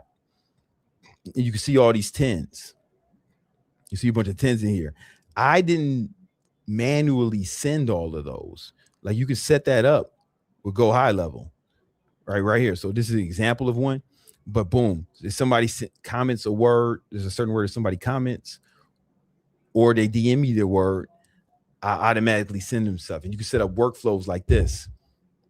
And then from there, I can follow up in Go High Level and start the conversation with them to book them on sales calls. And that's really the main way I turn attention into DMs, in the calls, into money. And Go High Level is at the root of all of it. I use Go High Level to schedule my post. So I'm posting 1 to 6 videos a day. And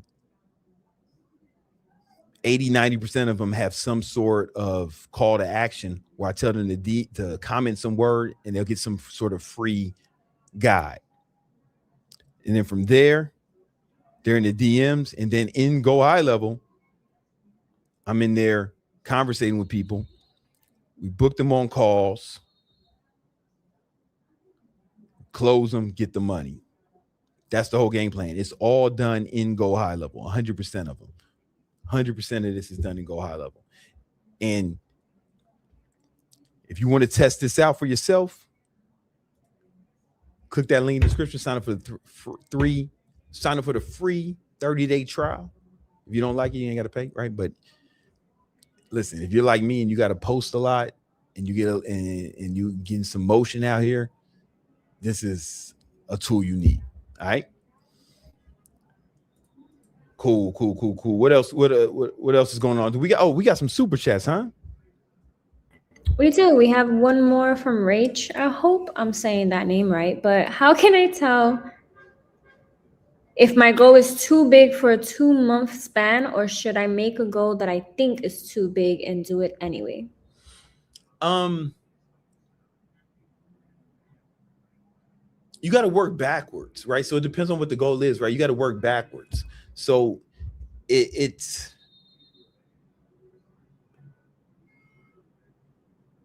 really about figuring out how do I put this? I want to put this in a way where it's easy to understand. What you want to do is when you lay out a goal, you want to map out every step that's required to accomplish that goal, and then put deadlines in every step. And then when you look at it, say, yo, can I accomplish this in the time allowed? Is this possible? And then every step, this is important. Every step, you have to put when you're going to do it in the calendar. That's the part that people fuck up, because they set goals. All right, some people will set goals. And if you set, and then you then you list out all the steps you need to accomplish that goal. Half of those things are going to be one-time tasks. Half of them are going to be recurring tasks, right? For example, if you got a fitness goal, a one-time task may be get a personal trainer or get a gym membership. A recurring task would be track my macros, go to the gym.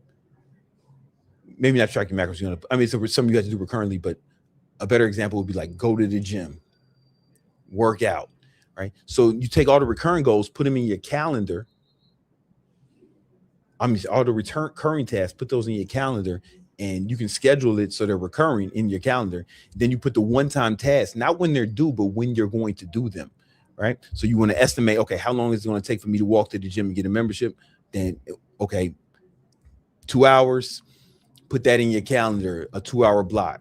Go get gym membership. And then you want to do that for all your goals and see, does it fit within a 2-month span? Now, there's some things that you can't rush. No matter how much you have sex, it still takes 9 months to have a baby. It don't matter how much you have sex, right? So you can't defy the laws of biology, physics, or anything like that. But if it can be done, if somebody's done it, then that means you can do it. You just got to plan it out appropriately.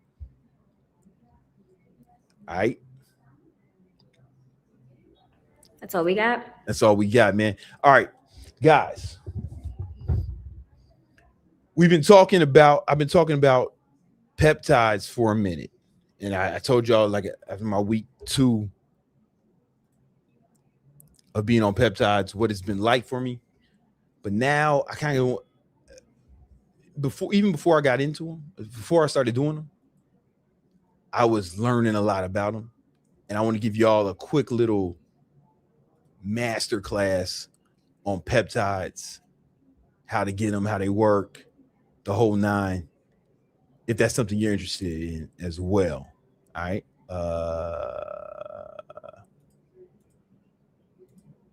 Let's jump into it. Let's go. Where's the media?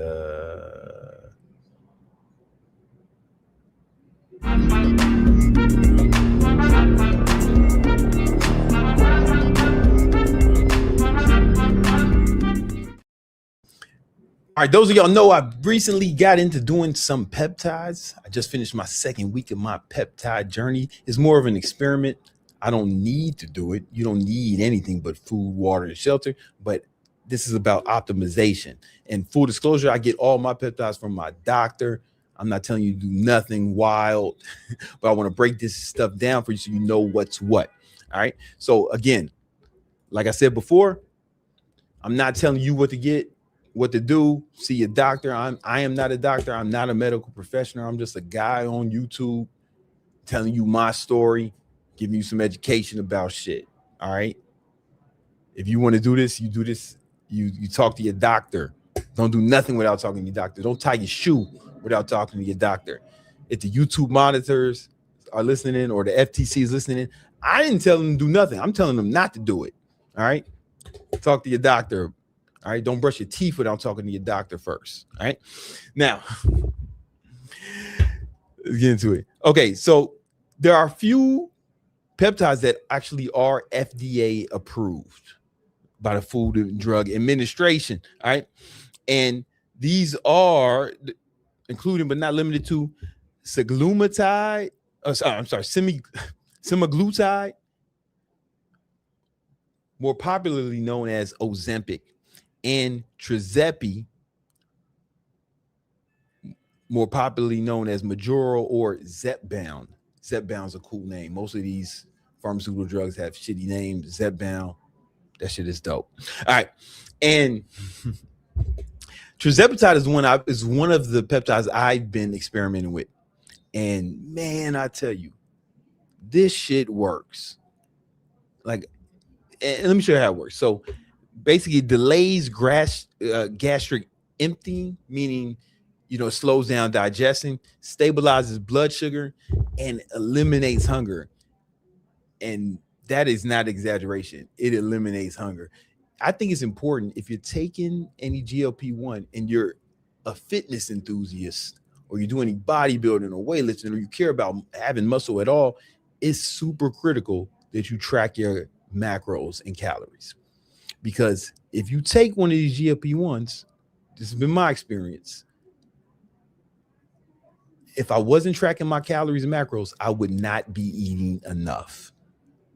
If I tried to eat intuitively on this shit, I'd get like 40 grams of protein per day.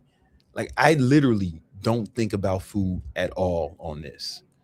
Zero cravings.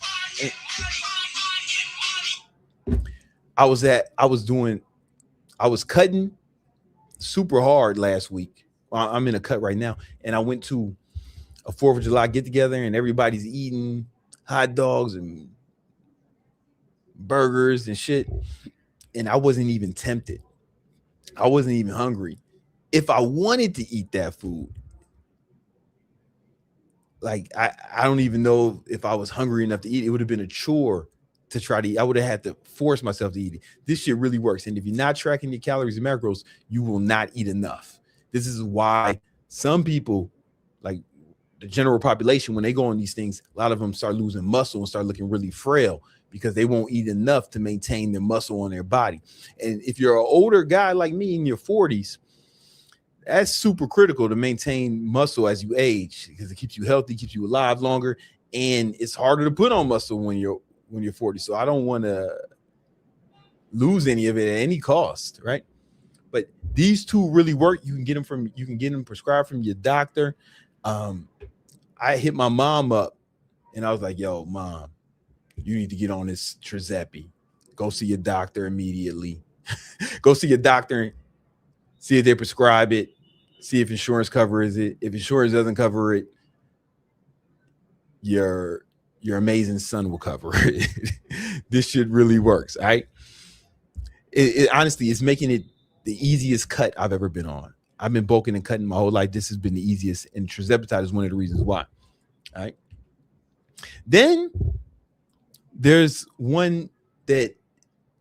also one GLP that's been getting a lot of attention called retatrutide, and retatrutide is like the next evolution of those two, and it's a triple agonist, meaning it hits 3 different receptors simultaneously, and typically it can work. People say it works better. However, there's no legal way to get it for human use, right? You got to get it from what's called a research compound. You got to get it as a research compound, like you're doing science, like you in the crib with labs and beakers. But there's no legal way to get it for human use. Now, that's the main reason why I didn't even try retatrutide, because there's no legal way to get it. But also that triple agonist. So the third one, it can speed up your heart rate. And I had some friends who were on it, and their heart rate started going crazy. Not all of them, but some. Their heart rate started going crazy. One of my boys, he actually went to the doctor because his heart rate was too much. And he was like, yeah, you got to come off that retatrutide. And I'm already pretty turnt, so I don't need my heart rate raised anymore. Double agonist is enough for me. And it's working really well, right? But, I'm just letting you know what's up. It's still in clinical trials. A lot of people love it. A lot of people love it, especially on the internet. But me, the stakes are too high for me to be out here doing illegal shit or taking any risks. Everything I get is from my doctor. We do blood work, and it's all above board. And that's how I like to roll in my 40s. But you guys do whatever you want to do. Matter of fact, don't do nothing without talking to your doctor, all right? Now, there are some other peptides that will help you heal better, right? And when you put these two together, they call it the Wolverine stack. This is BPC 157 and TB 500. And what people take these for is for like repair soft tissues, cartilage. And I'm not going to get into all the science of how it works. But what I will tell you is that's another one of the peptides I've been taking, the BPC 157. And I've been lifting weights for almost 30 years now, right? I'll be 44 later this year. I've been lifting weights since the 90s, the Clinton administration.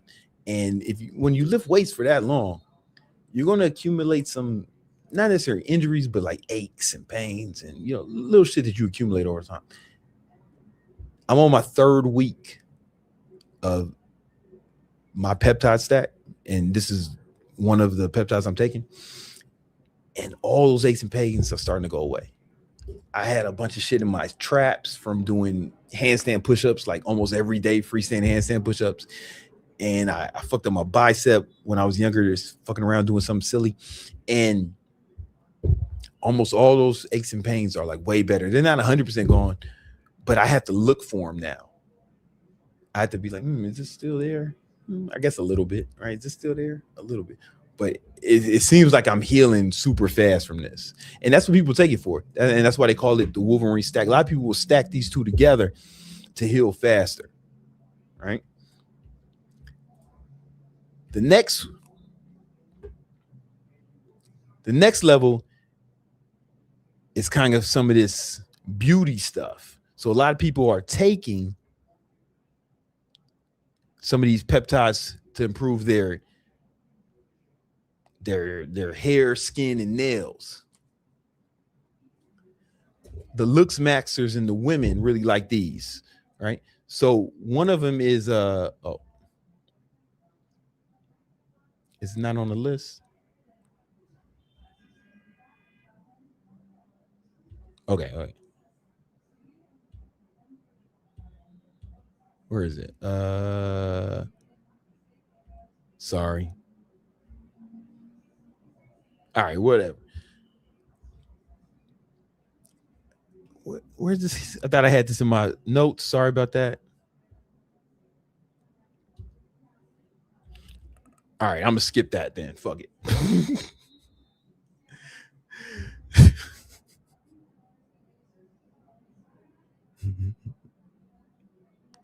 All right, so there's also peptides that help with growth hormone.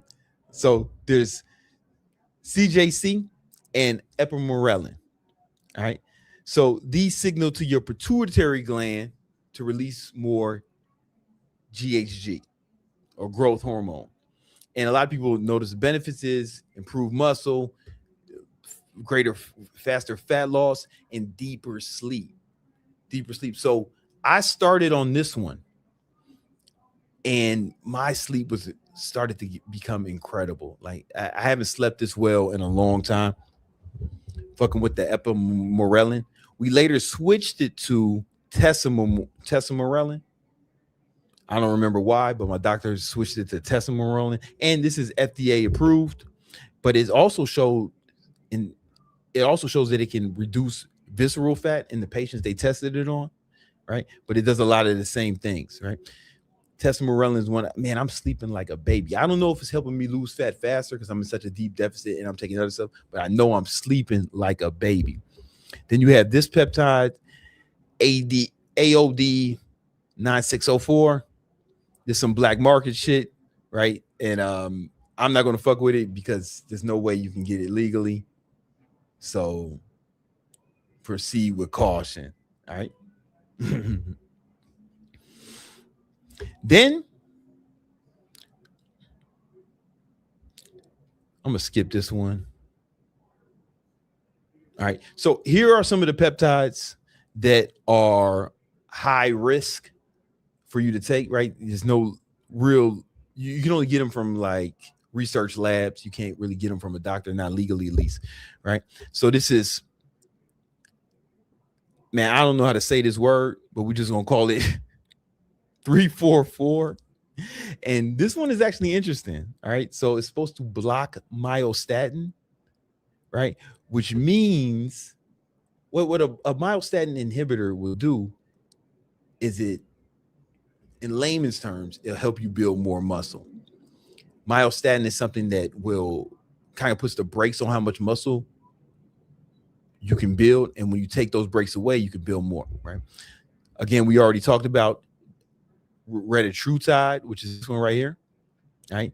And then you see some of these Lux Maxers, some of these white guys that look Indian now, they taking this stuff called melanotan, right? And melanotan forces you to produce more melanin. It gives you a tan. Also, I've heard that it dramatically spikes libido. Listen, I don't know what's up with that. You guys let me know if that's been your experience. I don't take any of these because there's no legal way to get them for human use. All right. If it were me, it is me. So I stick to stuff here that's either FDA approved, where I'm taking tirzepatide. I'm not taking, this is the one GHK, which helps with your skin and nails and shit. And I don't take this shit. You can if you want. My skin is perfect. And then there's tesamorelin. So I'm taking that as well, right? I'm taking BP. I'm also taking BPC 517. If you want, GK. I'm sorry.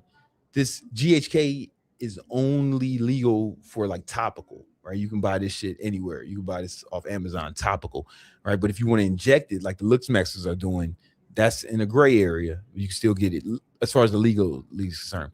Epimorelin, you can still get it from a doctor, right? But the retatrutide and some of these other ones, you can only get it from other spots, you know. You got to get it from other. I'm not even gonna tell you where because I don't know. All right. So for body composition, we have this row. Boom, the IGFs. For to improve your metabolism, we have here the GH. We have this for metabolism, and then these for longevity. All right. Now, here's the thing, man. If you're going to do any of this stuff, I don't think you should do it on your own. I think you should go to a doctor or a clinic. That's what I do, and talk to them. Get blood work done. I get my blood work done every 60 to 90 days, and we optimize things based off that. The problem with going through some of these research chemical spots and all this other stuff is you can do it, but you don't always know what the purity is. If I get it from my doctor, I know it's legit. And at least I know that my doctor and I are both looking at my blood work and making decisions based off the data instead of just experimenting on ourselves. Like, I don't want to be researching on myself. You know what I'm saying? I want to be making decisions based off data. Right. Hope that was helpful. All right. Are there any questions or are we good? All right. We good. I bet, guys, this has been another episode of that Victory Talk podcast. We do this every Tuesday and Thursday at 5:30 p.m. Eastern Standard Time. Again, if you want me to coach you one-on-one, help you get in the best shape of your life, there's an application link in there. Fill out the application. You're going to automatically get an auto text message. And then I'll go in there and I'll respond to you after you respond to that text message. You got to respond to that text message, though. All right? I'll holler at you guys. Peace.